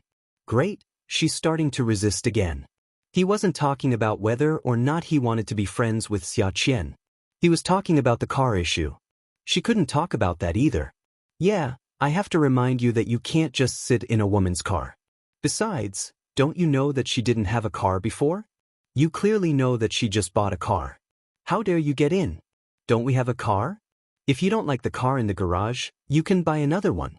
Do you think I'm short of money? Even if it's too late to buy another one, didn't I give you the money for a taxi? Get in and get out. Jiang Zhao, Jiang Zhao. As soon as Yu mentioned the car ride, she was reminded of how he had dragged her out of the car and slapped her twice. She didn't know if she would dare to lie down like this the next day after she woke up. He even scolded her. Why do you dislike me so much? Why are you talking about me not liking you again? Isn't this your fault? If you're wrong, you have to change. You still haven't admitted your mistake. You still say that you don't like me. You're fierce to me, and you even hit me. Yi turned to look at Jiang Zhao pitifully. Jiang Zhao was frustrated. He wasn't frustrated because Yi didn't repent. He was frustrated because she used this tactic every time. She kept saying that Xia Qian was like cement. When she ran to the Qin palace to threaten him, when she bickered with him at the nightclub, when she drank the vodka that she couldn't drink, when she took off her high heels to chase after robbers, wasn't she also like cement? But the speed at which she changed her expression was just like now. She was still shouting fiercely, "You're doing it again." Now, a pair of black, watery rabbit eyes appeared. "You still hit me." Her voice was loud, but her tone was completely different. "I hit you because you didn't listen to me." Jiang Zhao didn't think he hit the wrong person. She was bleeding and didn't need to go to the hospital. What was she trying to do? She even hid in the car and wanted to be friends with Xia Qian. She wanted to go out to play. This little liar. But you hit me in front of so many people, you made me lose face. Sob sob sob, I'm so embarrassed. My butt hurts so much. Sob sob sob. Yi burst into tears the moment she started crying. Under normal circumstances, she would endure it. For example, in front of Ouyang Yan, she could endure it and had to endure it. Now that only Jiang Zhao was here, she didn't believe that anyone would laugh at her. Anyway, she had already embarrassed herself today. There was also another mentality. It was just like when she was reprimanded by her father when she was young. If his tone was a little harsh and made her sad, cry, or go on a hunger strike, her father would definitely apologize to her. When Jiang Zhao saw Yi raise his head and yell that his butt hurt, he remembered that he was so angry that he hit him a little too hard. But at that time, his mood was just like when he was a child and fell from a tree. His father was worried that he would get hurt, but when he saw that he was fine, he picked him up and hit him on the butt. He even scolded, "How many times have I told you not to climb so high? Won't you die from the fall? Do you still dare to go next time? Do you still dare to go?" After scolding him, he gave him another slap on the butt. She was crying so hard. How painful must it be? Let me take a look. Let me take a look. Throwing away the magazine in his hand, he strode over to Yu's side with his long legs. Before Yu could react, the man had already unbuttoned her pants and pulled down the zipper. With a strong hand, he picked up the woman and flipped her over. His fingers stuck into the waist of her pants and pulled it down. Her butt was exposed. "What are you doing?" Yi screamed again. Dong Xuebing was so fast. He actually took off her pants. Seeing the red finger marks on Yi's snow-white buttocks, Jiang Zhao's heart ached. He squatted down and blew at her buttocks. "Honey, I'm sorry. I didn't mean it. Let me blow at it for you. I'll take some medicine and apply it to you later." The nurse outside heard the patient shouting in the resting room and ran over. She was worried that the patient was in a critical condition. She pushed the door open and saw the mayor kissing his wife's butt. Dong Xuebing must have just kissed her, and he is going to kiss her again. Nurse Miss was confused. The door was already open. What should she do? Should she leave? Or should she leave? Or should she leave immediately? Just when she was hesitating on how to end her life, the mayor spoke. "Get." The nurse knew that the mayor's angry face and fierce eyes meant that he wanted to say, "Get lost." But he was worried about his public image. So, he decided to write it down and get lost immediately. Jiang Zhao was furious. His wife's butt was seen by someone, and he did not want anyone else to see it. That's why he said he was going to get some ointment for her butt. But in the end, someone came in and saw her butt. Dong Xuebing left Yi's butt on the sofa and stood up. He walked to the double doors and locked them. Laid on the sofa. She wanted to get up, but Jiang Zhao pressed her down and made her continue to lie on the sofa. He said guiltily, just lie on the sofa. You can't even lie down or sit down. My butt is damaged? Yi Er stretched out her hand to touch her butt. What does he mean by damaged? Jiang Zhao grabbed Yi's hand, but his own hand was gently stroking Yi's butt. He was very melancholic. Oh no, I definitely can't use it tonight. After a long time, it would definitely swell. Why did he hit her so hard back then? His hands were too cheap. She will not be able to sit down when she goes back. Could it be that he was a violent person? That's impossible. Dong Xuebing felt that he was a gentleman. A gentleman wearing a lion's skin is still a gentleman. Jiang Zhao. Yi Er pushed Jiang Zhao's hand away and pulled up her pants. You bastard! Is my butt really that useless? Is my butt only useful in your eyes? As long as he was with her, his mind would be filled with those censored images. But now that she was injured, she actually still wanted to use her butt at night. This was considered as having tender feelings for the fairer sex. His heart ached for her butt. No matter if it was in the front or back position, it would cause discomfort. So, was he prepared to let her go tonight? Jiang Zhao did not understand Yi Er's thoughts. Then what else do you want your butt to be used for? My butt can still be sat down. Done. Jiang Zhao smiled mischievously. That's right. Other than sitting, her butt could still be done. Why didn't he think of that at that time? He originally thought that she would not be able to sit down properly tonight, but she still wanted to do it. Little pervert. Xia Qian and the others probably did not lead her astray. When it was just the two of them, she would even find that kind of game on the internet to play. See the game in the group. The two sent her meat that day. It was normal for her to have such thoughts now. Yes. Do it. If you feel that your butt is better and there's no problem, then we can talk about doing it. I don't want you to complain that your butt hurts while doing it. Yi Er looked at Jiang Zhao's cheap smile and was so angry that she stuck out her chest and promised. I won't complain that my butt hurts while sitting. If my butt can't even be used for sitting, then I'm not Yun Yi. Jiang Zhao really had to hand it to her. This little girl was getting more and more mature recently. When she said, do it, she said it so confidently and boldly. She was really very likable. Even with her butt in this state, she was still thinking about the great career between husband and wife. It was rare. Yi Er pulled up her pants and stood up. She did not want to lie down anymore. At this time, she did not want to sit down. The wound on her head did not need to be stitched. She cleaned it up and applied some medicine. The doctor said that there was no need to stick anything on it. It would be better in a few days. Yi Er tidied up her hair and covered it. It was not obvious at all. It was fine as long as her father did not find out. After getting the X-ray, the doctor said that she was fine and her brain was not injured. Jiang Zhao heaved a sigh of relief. As long as her brain was not injured, he could let Xia Qian go and let her retake her driver's license. As long as she did not seduce Yi Er to get in her car, he would not cause trouble for her. Back in the car, Yi Er's buttocks really hurt at this time. The places that should be swollen and the places that should be red and purple all stood up. Sitting in the back of Qin Fian's car, she was quite uncomfortable. She leaned sideways and only used a little of her buttocks to touch the seat. Jiang Zhao saw that Yi Er was very uncomfortable sitting there. He originally wanted to bring her to Qin Fian to look at the plot of land. But now he thought better of it. He wanted her to go home and lie down. It was better for her to go to school directly. Anyway, it was a cram school. There was no need to be too formal. He had checked her previous grades. 80 marks was not bad. She often failed math. Even if the Yun family did not decline in the past, she would not be able to go to a first-tier university. Unless she donated a building to the school and saw if they would accept a special place. He could not do something so ostentatious.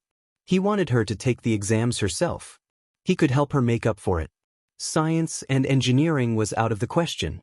Arts had lower marks and was much easier. However, it was not very useful. It was better to learn management or political economy.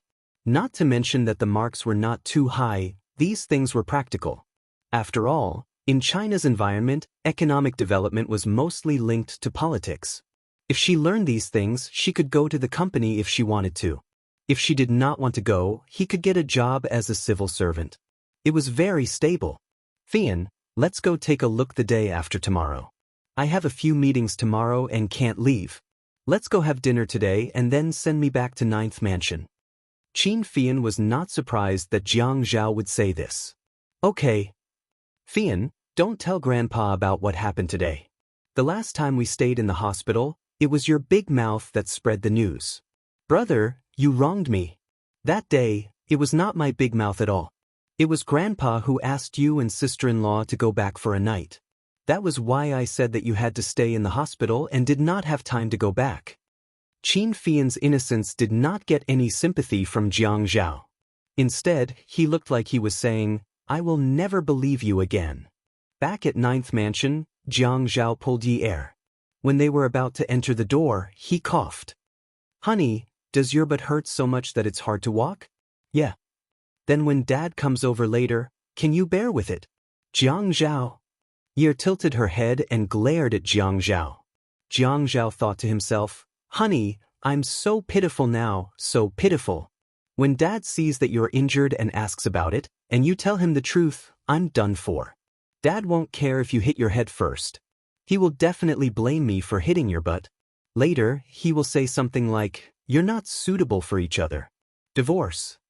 How can I afford to be hurt? He coughed again and put his arm around her waist. He said stubbornly, if Dad finds out, I'll go on a business trip for a month. Yi Er spat blood. I can't afford to be hurt. I can't afford to be hurt. This bastard. Pension. Xinwu 799.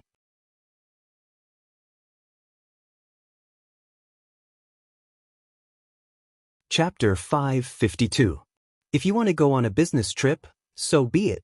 You are the one who slapped me. Can't you find someone to stand up for me? Jiang Zhao saw Yi Er was serious.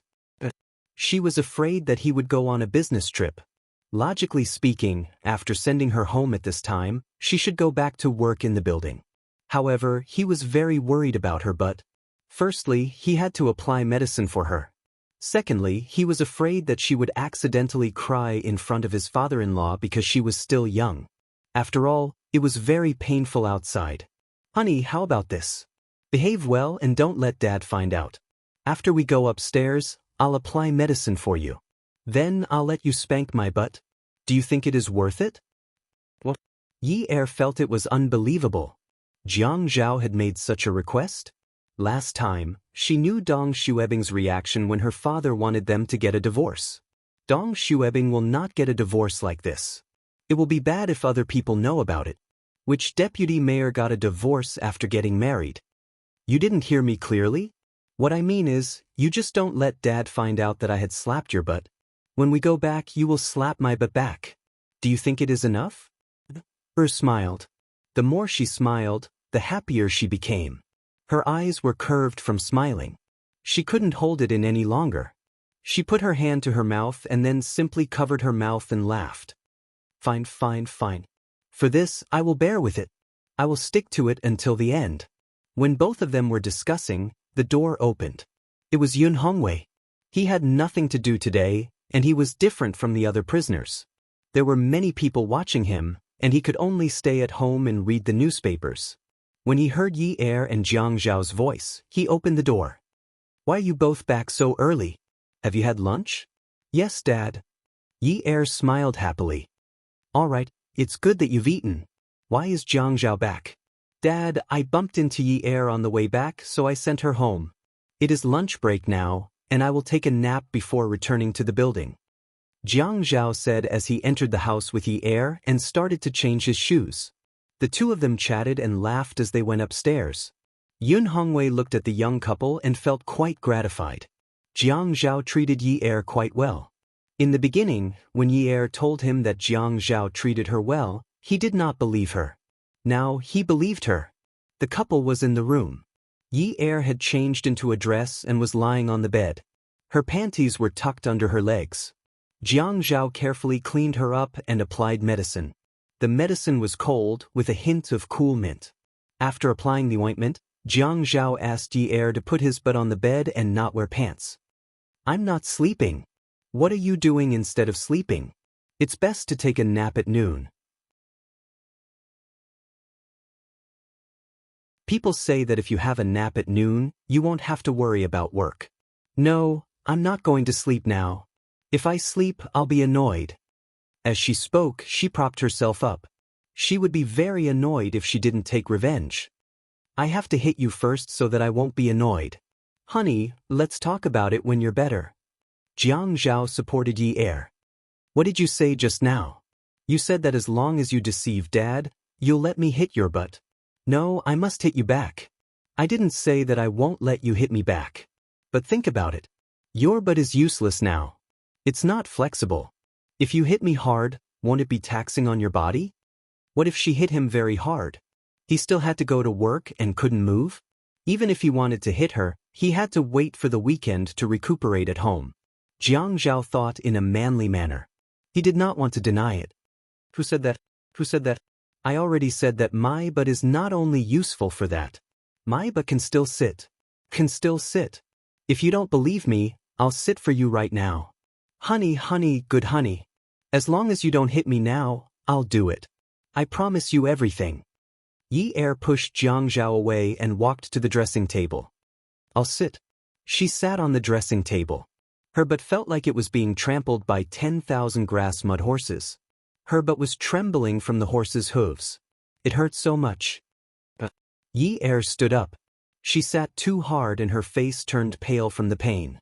Jiang Zhao saw this and knew that it was over. He misunderstood. But he was unwilling to admit it. See, I told you that you can't sit. Your butt is broken. You still don't believe me. You can sit for another one. What did you say? What? I said that your butt is broken and you can't even sit, but you insisted on sitting. Now you can't even lie down. Yi Er was ashamed. So he did not do what he said? How embarrassing. It's all because of you. All right. I'll let you hit me back. Please. Ah. It hurts. The person who screamed was not Jiang Zhao, but Yi Er. She shook her reddened palm and said sadly, Oh my God, is your butt made of metal? Why are you so tight? I'm used to it. Whenever I feel danger, I'm used to tightening my muscles. Honey, I'll come back at night to help you apply medicine. I'm going to work now. Sleep well. Jiang Zhao, your butt is too hard. I'm at a disadvantage. I don't want to hit you with my hands anymore. I want to change my weapon. Jiang Zhao fled the scene. It was not that he did not love his wife, but he did not know how to coax her anymore. She had hit him, it was swollen and it hurt. Now that she had hit him back, she wanted to blame his butt for the pain. If this continued, he would not be able to go to work. Jiang Zhao had just reached the government building when he received a call from Qin Fian. Brother, did you see the news just now? No, I didn't have time. What's the matter? Jiang Zhao walked out of the elevator and went to his office. The land at 326 can't be bought anymore. It's said that the mercury level is too high. It's only suitable for a landfill. Is it a statement from the government? Yes. Then do you still want to go there? When Jiang Zhao called, he did not mention the key words or the land. In this circle, there were always ears. It was difficult to find someone to trust. No, so I won't look at it.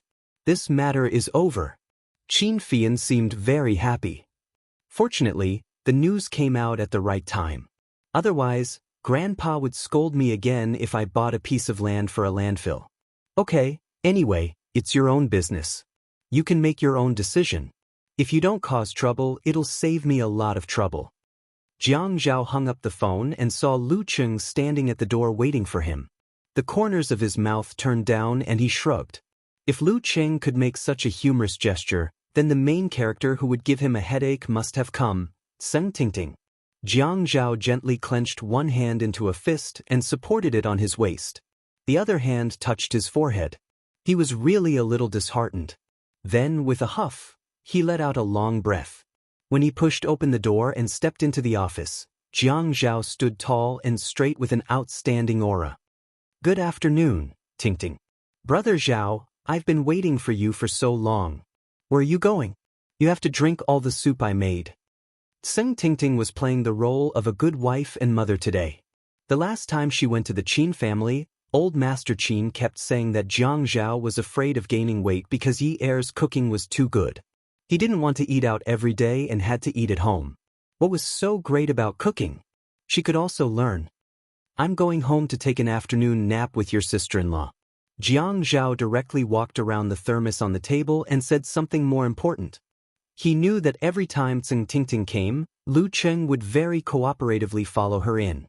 Today was no exception. When Lu Cheng heard Jiang Zhao say this, he couldn't help but pfft and looked at Jiang Zhao. Jiang Zhao gave him a warning glare. What? There's an afternoon nap time in the building. You can also go home and sleep with your girlfriend. He knew that he had never joked with Jiang Zhao like this before. It must be a requirement of the plot. Lu Cheng thickened his skin and said, Zheng Ling is more busy. There's no such thing as an afternoon nap. He can only rest when the guests leave. Ha, are you saying that it's too easy in the building? At this time, Jiang Zhao was a little bored. He sat on the sofa and glanced at Lu Cheng, then turned to look at Tseng Tingting. Tingting, tell me, is that what Lu Cheng means? Should I let him work overtime until he can't sleep at night? Tseng Tingting was obviously unhappy. She snorted. What does it have to do with me whether he can sleep at night or not?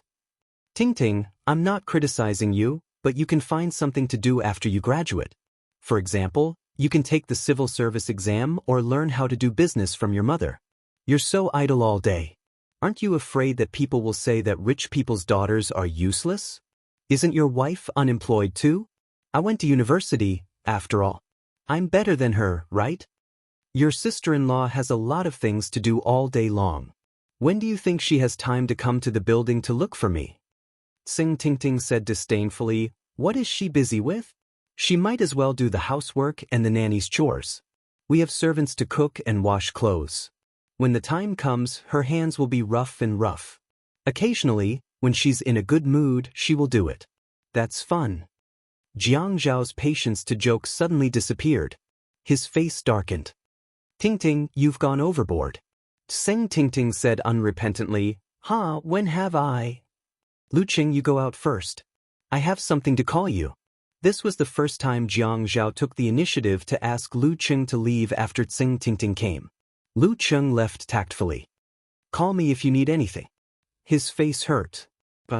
Seeing Lu Cheng close the door, Jiang Zhao lit a cigarette. Tingting, you shouldn't judge what your sister-in-law does. How am I judging? I'm telling the truth. Isn't she just a nanny? Her family is ruined, and she has such a low education level. Isn't all she can do to make men happy? Why would you fall for a cook? The corner of Jiang Zhao's mouth twitched. He reached out and put out the cigarette in the ashtray. When he put out the cigarette, he used a lot of force. The yezi that didn't turn gray was all over the ashtray. No one would be able to stand others criticizing their wife like this.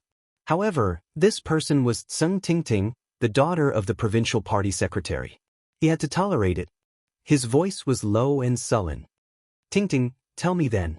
What's so good about me in your eyes? Why are you so clingy? Tseng Tingting was smug.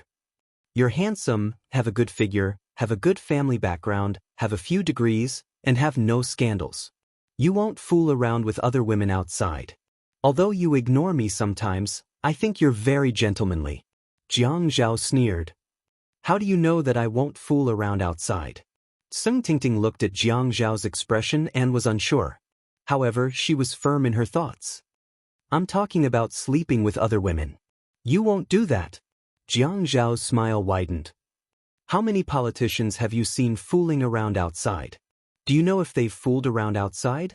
Did she think that Jiang Zhao was still a virgin after living for almost 30 years? Childish. I don't believe you. You don't see things that you haven't seen. Tingting, I think you're naive. You can see my good points and others can see them too. But can you see my ugly side? You think I'm a gentleman, but how can you be so sure that I'm not a beast? Anyway, I don't believe you. Come and see. Hongsha 866.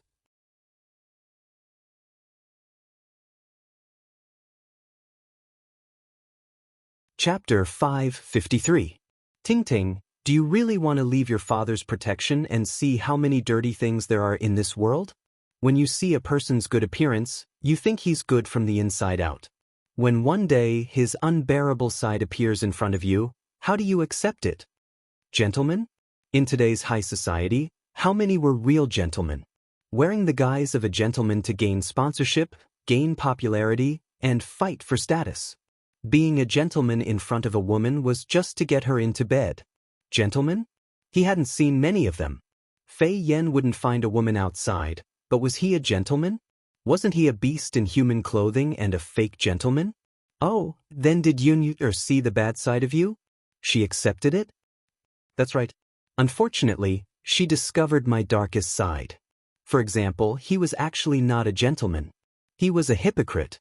He was selfish, vengeful, sinister, and cunning.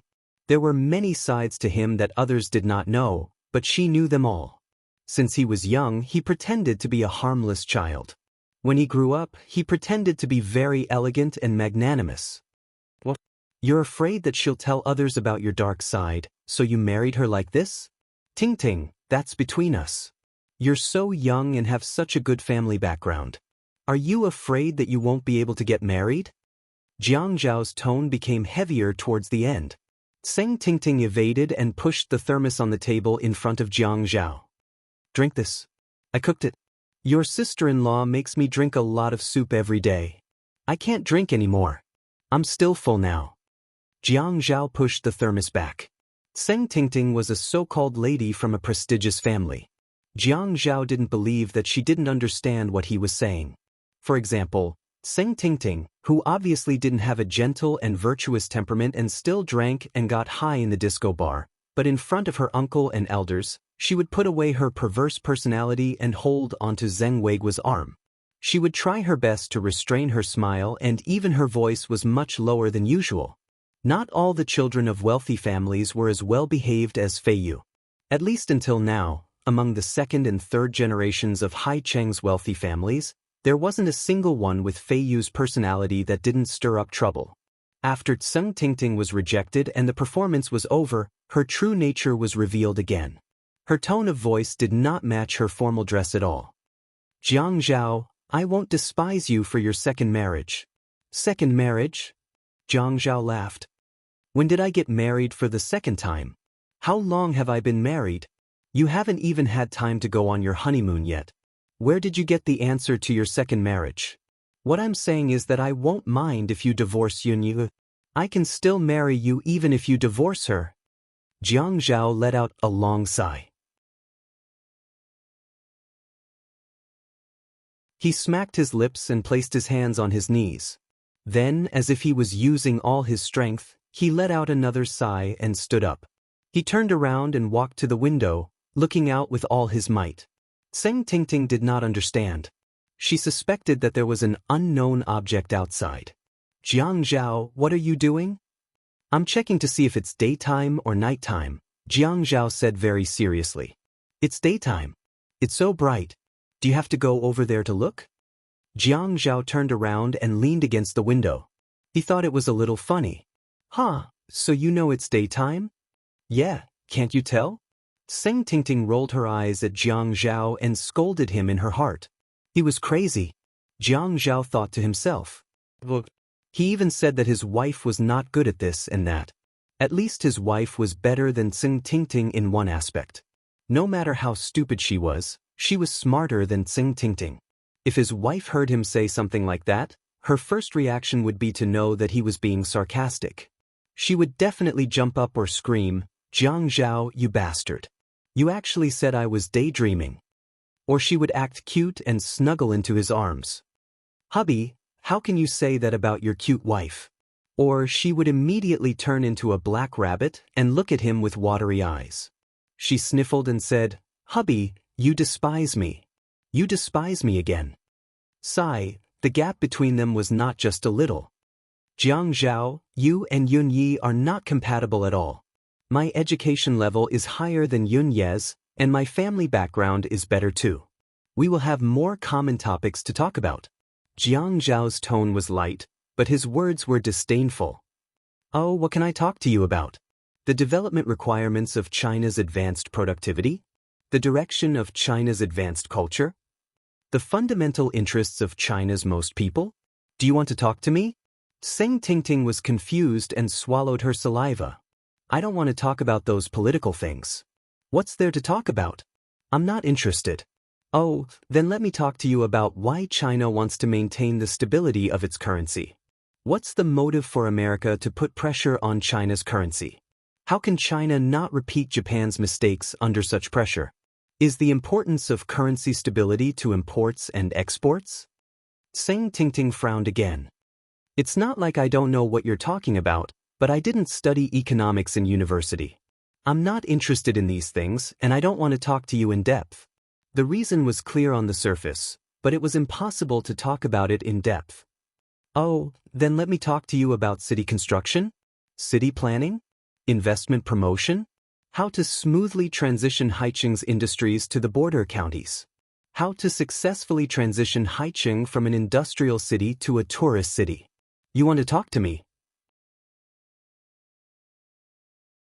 Seng Tingting couldn't bear to listen to such boring things. Who wanted to talk about such things? Oh, then tell me, what do you and I have in common? Luxury goods? Private customization? Private jets? Which celebrity is the most handsome? What kind of beauty products are eaten? Secrets of the rich? Or which nightclub is the best? The best disc beater? Seng Tingting clapped her hands happily. Brother Zhao, you're so nice. We can talk about these things. But... Jiang Zhao paused awkwardly, then shrugged and smiled. I'm not interested in these things. I've never been interested in such things. Seng Tingting was petrified. Jiang Zhao, you're too much. Tingting, if I'm going too far, I'm already going too far when you said that your sister-in-law isn't good at everything. Jiang Zhao crossed his arms in front of his chest and raised his chin. I've been holding it in. If it were someone else, I would have thrown the thermos in front of you in your face. I'm still smiling and joking with you, and you're saying that I'm going too far? Oh, also, I have to explain to you about your sister-in-law's shortcomings and her family background. Jiang Zhao glanced at Seng Tingting's angry and resentful expression and walked to his desk. He was a little worried about his opponent. He sat back and crossed his legs like a big boss as he said to Seng Tingting, "You said it yourself. My family background is good, and I have several degrees. You're right, my family background is really good. It's so good that I don't find it challenging to do things." After saying that, he frowned in pain, but his eyes were full of pride. Look at me. I already have such a good family background. Why would I need to find a wife with a good family background? Now that your sister-in-law is here, I can experience what it's like to be a hero saving a damsel in distress, right? How challenging is that? Jiang Zhao laughed, but Seng Tingting gritted her teeth. Also, you said that I have several degrees. I've read so many books. If I find someone who has read as many books as I do and stay at home every day to study the three representatives, currency inflation, and the direction of the city's economy, how boring would my life be? Besides, if I talk about these things, would someone like you, who has a diploma like you, be willing to talk to me about these things? She's working very hard and will be even more outstanding in the future. She's still young and has a bright future ahead of her. You don't have to worry about us. You really shouldn't spend your time on me. Even if I had the slightest interest in you, I wouldn't have left you alone for so long. Think about it carefully. Things like divorce won't happen to me. Don't worry. Seng Tingting always left in a rage because of Jiang Zhao. This time, she left with red eyes. She kept thinking about what Jiang Zhao had said.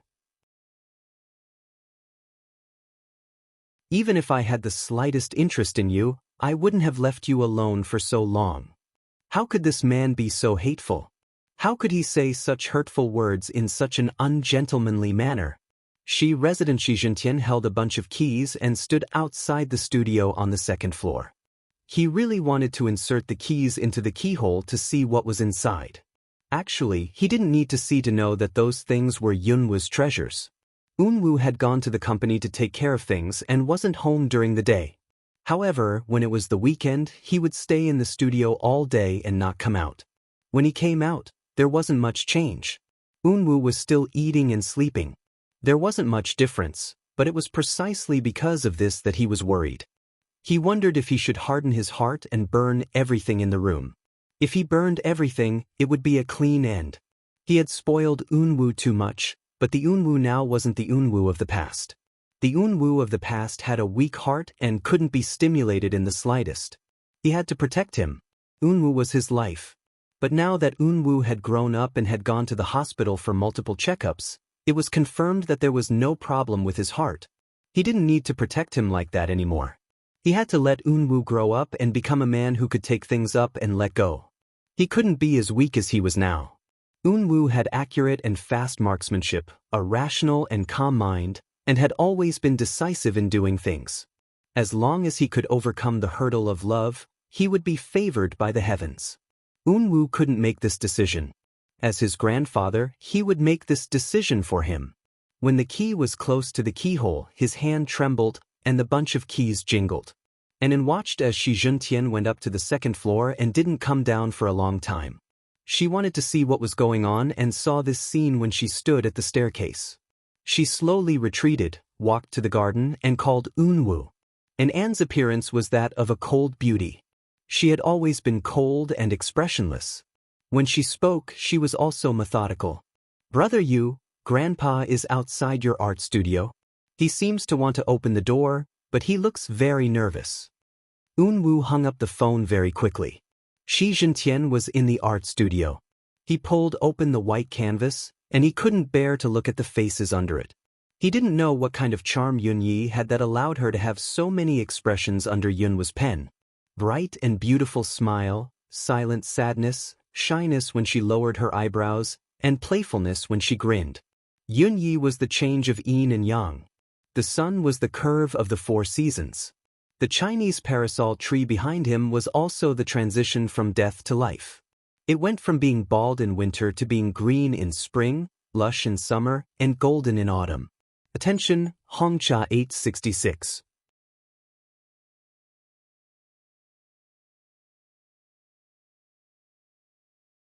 Chapter 554. He didn't know how long it had been since Yunyi moved into Yunwa's heart, but he could tell that the paintings were neat and meticulous. A nude painting entered his eyes. Shi Juntian turned his face away and threw it on the ground forcefully. He didn't know what kind of relationship these two people had. He only knew that it would be better to destroy this house as soon as possible. Otherwise, his grandson would really be ruined. Although Shi Juntian was over 60 years old, he was still strong and healthy.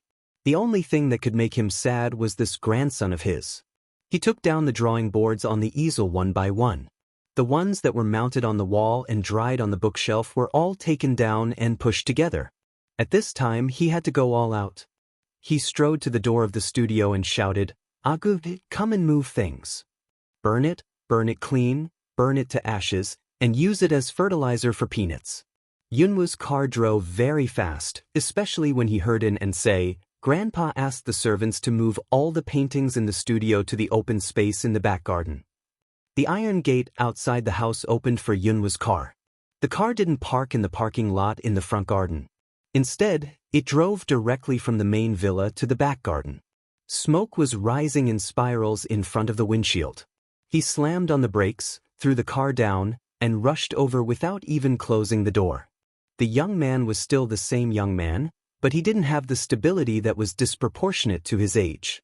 When he rushed into the fire recklessly, Shi Juntian's body swayed and he shouted, "Hold on to the young master." Perhaps the smoke was too strong. It was so strong that his eyes couldn't help but cry. There was a stinging pain in his palms and a charred smell on the back of his hands. However, when he saw the smiling faces slowly turn yellow, dark brown, and then ash, all the pain was gone. Only the most distinct feeling of tearing on his left chest was the clearest. "Grandpa," the young man punched Ague's face, then stretched out his leg to kick the servant who was trying to pull him back. He turned around and continued to save the things he cared about. His voice was no longer as clear as a spring. It was a sad cry. "Grandpa, what did I ask for?" His eyes were filled with misery and pain. His tears fell onto the painting that he had just snatched. He threw it on the ground before the flame was extinguished. He squatted on the ground and began to pat it with his bare hands. He had already made up his mind not to look for her again and let her live the life she wanted. What else could he do? He was already trying his best to let it go. What else could he do? His cries were filled with pain, and when he screamed, it was especially sorrowful. "Grandpa, what did I ask for? Why are you treating me like this? I didn't want anything. I only wanted these paintings. I didn't disturb her. I listened to you. I only wanted these paintings. Grandpa, why didn't you stab me with a knife? Why?" Shi Zhentian had clearly made up his mind. He had clearly told himself that he had to be more ruthless towards Unwu. He had spoiled him too much, which was why he was so stubborn when it came to matters of the heart. He was thinking that the blood flowing in his grandson's body shouldn't be so indecisive. He should have swung the knife and cut the Gordian knot. He was thinking that if he endured it a little longer, the child's hand would be in so much pain that he wouldn't dare to extend it into the fire anymore. When the pain was unbearable, he would stop. At that time, he couldn't stop him. He would just let him suffer. When the pain was over, this hurdle would be over. At worst, he would take him overseas for skin grafting. However, he could watch his grandson get burned, watch his grandson bleed, watch him throw a tantrum at the servants, but he couldn't bear to see his grandson unable to endure the pain and turn into tears in front of him. How many times had it been? It was all because of that Yunyi. Yunwa's temperament had always been pure and his appearance was quiet and beautiful. The clean shirts, t-shirts, and sweaters that he usually wore were all worn by him. Today, he was wearing an expensive suit. The shirt inside was still a flawless white. The white exposed at the cuffs were already covered in black ash. He stood up in a mess and quickly took off his suit. Holding it in his hand, he forcefully patted the flames on the rescued painting. There was nothing more painful than watching one's beloved things disappear inch by inch. Every painting was his heart's blood. Every stroke was his emotions. How could it turn into ashes bit by bit? As he said, he didn't ask for anything. He didn't let anyone see the heart-wrenching pain of this process. He had once slowly told her his feelings at that window. He said that he liked those ancient poems. There probably wouldn't be such a sad Shi Unwu in this world. Even if he liked someone, he could only tell her that he liked those poems. For example, "My heart pleases June, but June doesn't know." She definitely wouldn't think too much about it, because he caught a glimpse of her gaze when Jiang Zhao came in. She was a widow. She had clearly eaten a box of fast food so quickly, but because of Jiang Zhao's unreasonable invitation, she was forced to eat another meal. That gaze wasn't forced, but joy. It was the joy and hope that only came when she could have a meal with her lover. He didn't want to enter her life again. It wasn't because he was so weak that he didn't dare to fight with Jiang Zhao, but because she needed Jiang Zhao to eat with her. That person wasn't him. It was painful to fulfill someone else's wish. It was the most painful to fulfill the happiness of one's beloved. He didn't tell anyone how he endured it. It was even more torturous than when he couldn't find her. Because at that time, there was still a little hope. He knew that after she got married, he was waiting for disappointment. When he gave up, it was the despair after the disappointment. He could clearly go to the Qin family for a meal like before, or get someone to check on Jiang Zhao's whereabouts. He could find her when she wasn't around, pretend to meet her by chance, and see how she was recently. But he thought that if he wanted to let go, he should let it go completely. More completely? It was just some nonsense to deceive himself. He gave up on the real person with a body temperature, but every day in the art room he looked at the paintings and missed her. This was the root of the disaster. He knew that these paintings were the root of the disaster. He knew that the cloud was a disaster to him. She caused him to have difficulty breathing every night when he woke up from his deep sleep, and his heart ached like it was being twisted. She caused him to sit on the ground when he closed the door and saw those paintings, his heart and soul would be torn apart. She caused him to live in pain every day, but he still remembered her good. These paintings were the root of the disaster, but they were also hope. At least he could see them like this, caress them and hug them to sleep. He wouldn't lose everything. Who would be able to understand such a feeling? If all these were gone, what would he do? It had been almost 2 years. He had never waited so long for anyone. On Wudong Street, those artists who loved art would still set up canopies to paint even if it was raining heavily. They said that the inspiration at that time would bring about unexpected gains. When it rained, he also went there to set up a canopy and set up an easel. When the rain fell like a pillar, it splashed high up, and the color of his pants that he always liked would be dirty. He would never forget that time when she ran over with an umbrella and wiped the mist from her face. "Oh my God, I just wanted to see if you came. I didn't expect you to really. Hey, it's raining so heavily. I made an appointment to come and get the paintings today. I'm sorry. I didn't wait for you to come and get the paintings. I still have to make money, so I'll be here every day." In fact, he had already told her that he would be there every day. There, waiting for her. As he waited, the paintings were gone. As he waited, even the paintings were gone. "Go and get some water." Shi Jintian couldn't take it anymore. In the end, he didn't continue to harden his heart.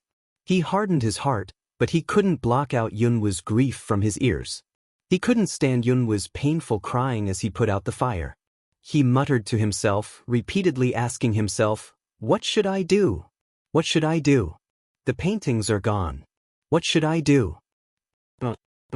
It'll all be ruined if I splash water on it." In the end, Shi Jintian could only compromise. He quickly got someone to bring the river sand used to build the terrace in the back garden and splash it on it. Unwu was injured and hospitalized. His hands were severely burned. The doctor said that he couldn't draw anymore. Unwu lay on the bed. He was very calm and only nodded. Shi Jintian sat beside him. Unwu looked at Shi Jintian with a soft, affectionate, and gentle gaze. He said lightly, "Grandpa, did you hear that? I can't draw anymore. So, don't burn the things I drew in the past. Just take it as a memento of the first 20 years of my life. Remember that I used to draw." The old man's eyes were already filled with tears. At this moment, when he heard Yunwu's seemingly simple but heartbreaking pleas, tears flowed out of his eyes. He caressed his hand that was wrapped in brown medicine and gauze. When he lowered his head, he sobbed. "Unwu, I'm sorry. Forgive Grandpa. Grandpa, I don't blame you. You're doing this for my own good. It's just that I've grown up. Let me experience what I need to experience, okay? Okay. Grandpa, I promise you again that I won't destroy Jiangzhou. Do you believe me?" "Yes. I'm so sleepy. Let me sleep for a while." In the early winter morning, Haicheng was covered in layers of fog.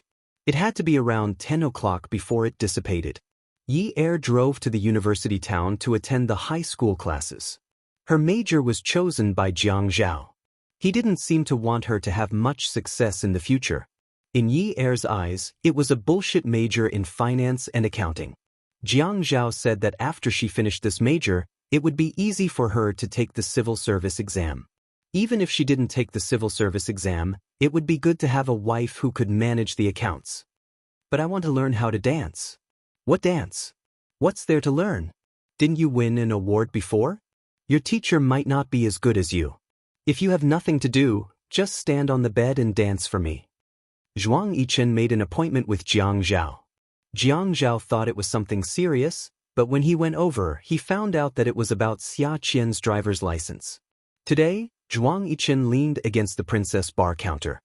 He rested his hand on the counter and played with a crystal glass in his hand. He didn't look as serious as he used to. He looked relaxed. Jiang Zhao sat on the high stool in front of the counter and poured himself a glass of wine. His head hurt when he talked about it, and he didn't want to drink anymore. "I'm doing this for Xia Qian's good. With her skills, being a road killer is a small matter. If she accidentally gets into a car accident and becomes a vegetable or dies, I'm afraid that Qiu and Xiaoye won't be able to take it. That's good. If she dies, it'll be over. She won't have to persuade her all the time." With Zhuang Yichen's cold-blooded personality, it wasn't strange for him to say something like that. The glass was placed on the solid wood counter, making a soft, muffled sound. Jiang Zhao was only worried that Xia Qian would hook up with Yi Er once her driver's license was released. He didn't stop Yi Er from being friends with Xia Qian, but he had to consider Yi Er's safety. I was the one who told Xia Qian to retake her driver's license. Now her license has been revoked. The reason is that cheating is invalid. Even her examiner has punished her. Now you're telling me to forget about it? No, let her retake the test. Beauty novel, Hongcha 866.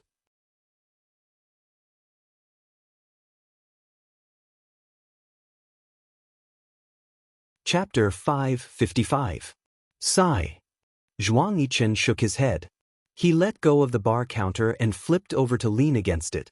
He looked at Jiang Zhao and said helplessly, Xia Qian said that she would never let Yi Er sit in her car again. She personally promised her sister.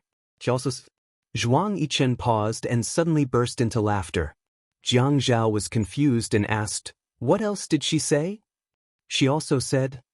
Zhuang Yichen took a sip of wine and swallowed it down his throat. He smacked his lips and said, she said that if Yunyi shamelessly begged to sit in her car, she would take a stick and break Yunye's legs. Ha! Zhuang Yichen laughed again. He didn't hear this from Qiu Xiaoya. It was Qiu Xiaoya who had brought Xia Qian to him that day and made the promise in front of him. That day, Xia Qian looked very dispirited. She hung her head and looked like she had lost someone she loved. Think about it. You're happily out with your friends and you're chatting while driving. Suddenly, you get into an accident and your driver's license is taken away. How miserable is that?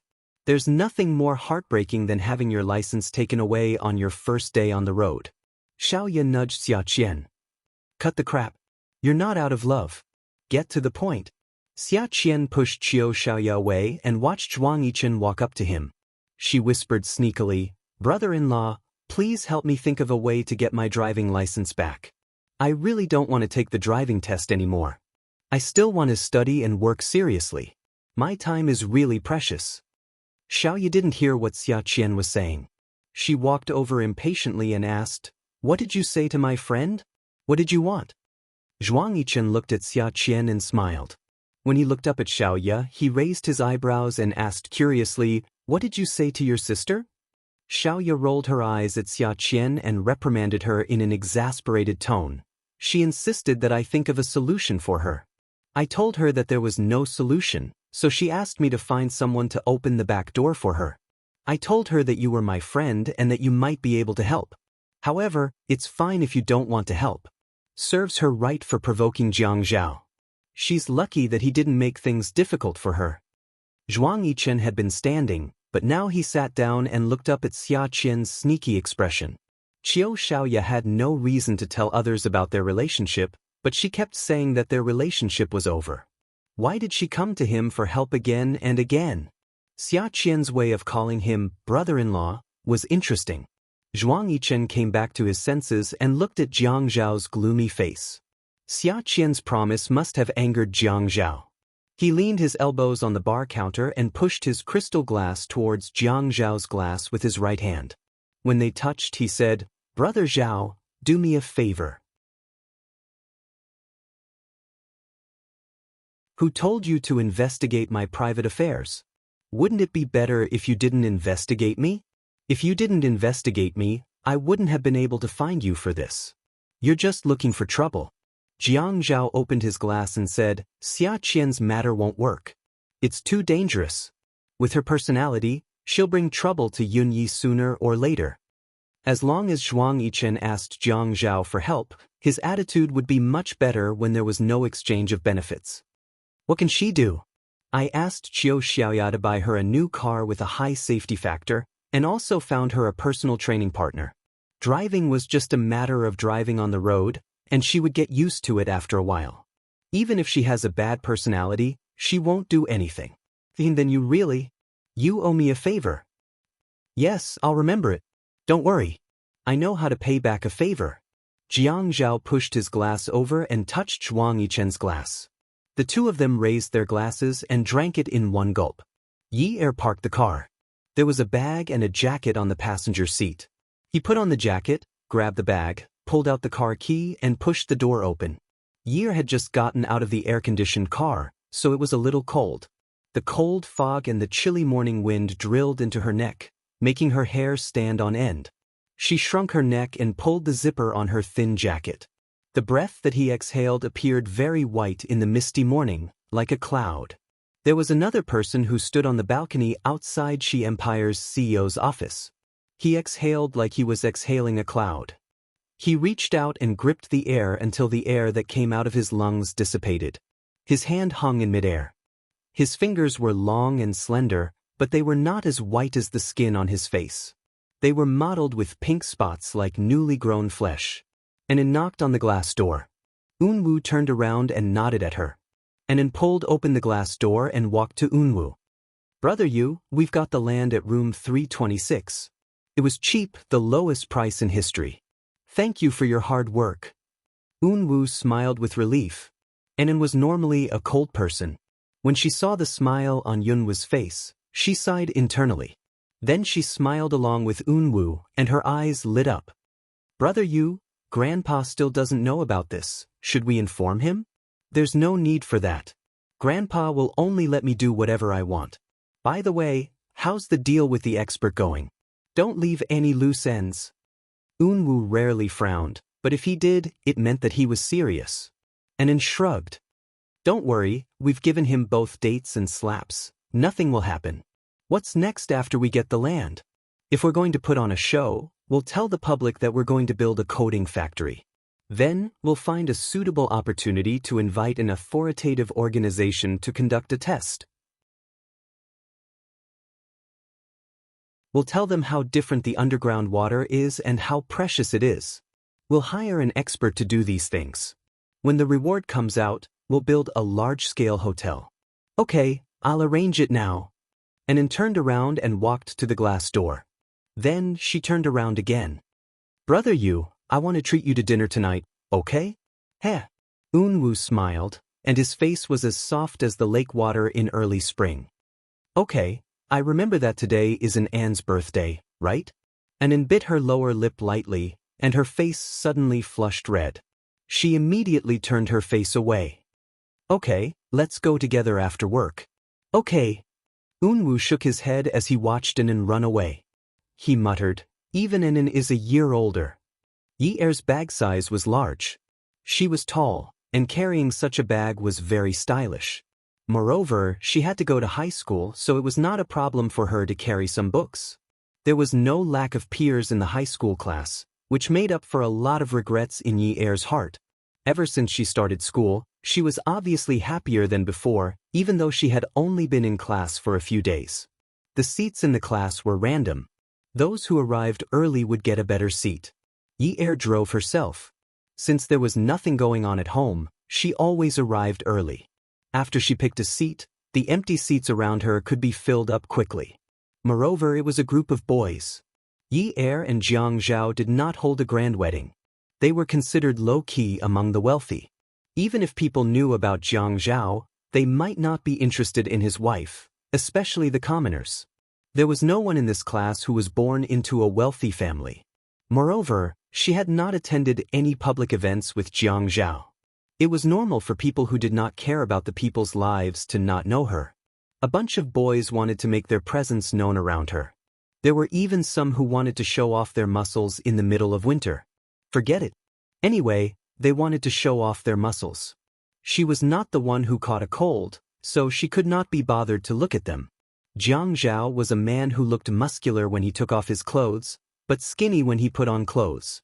She probably could not find such a good breed in this class. He was not good enough for her.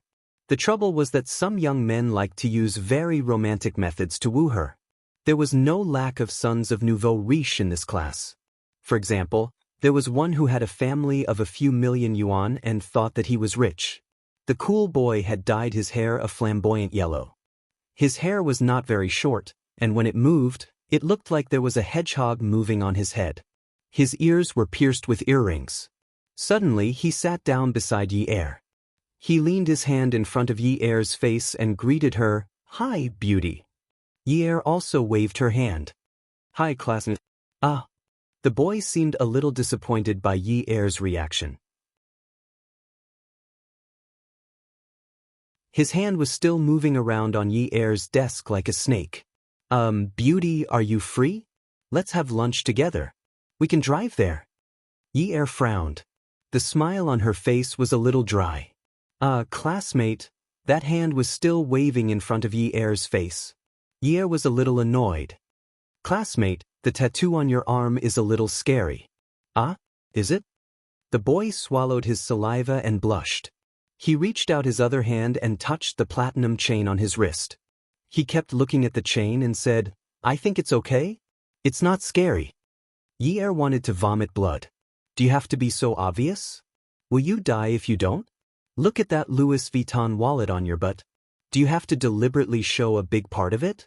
Seeing that Yi-er was still not asking, the cool boy asked shamelessly, What do you think of this winter's new collection? Does it look good? It's not bad. Yi-er took out a book from her bag and placed it on the table.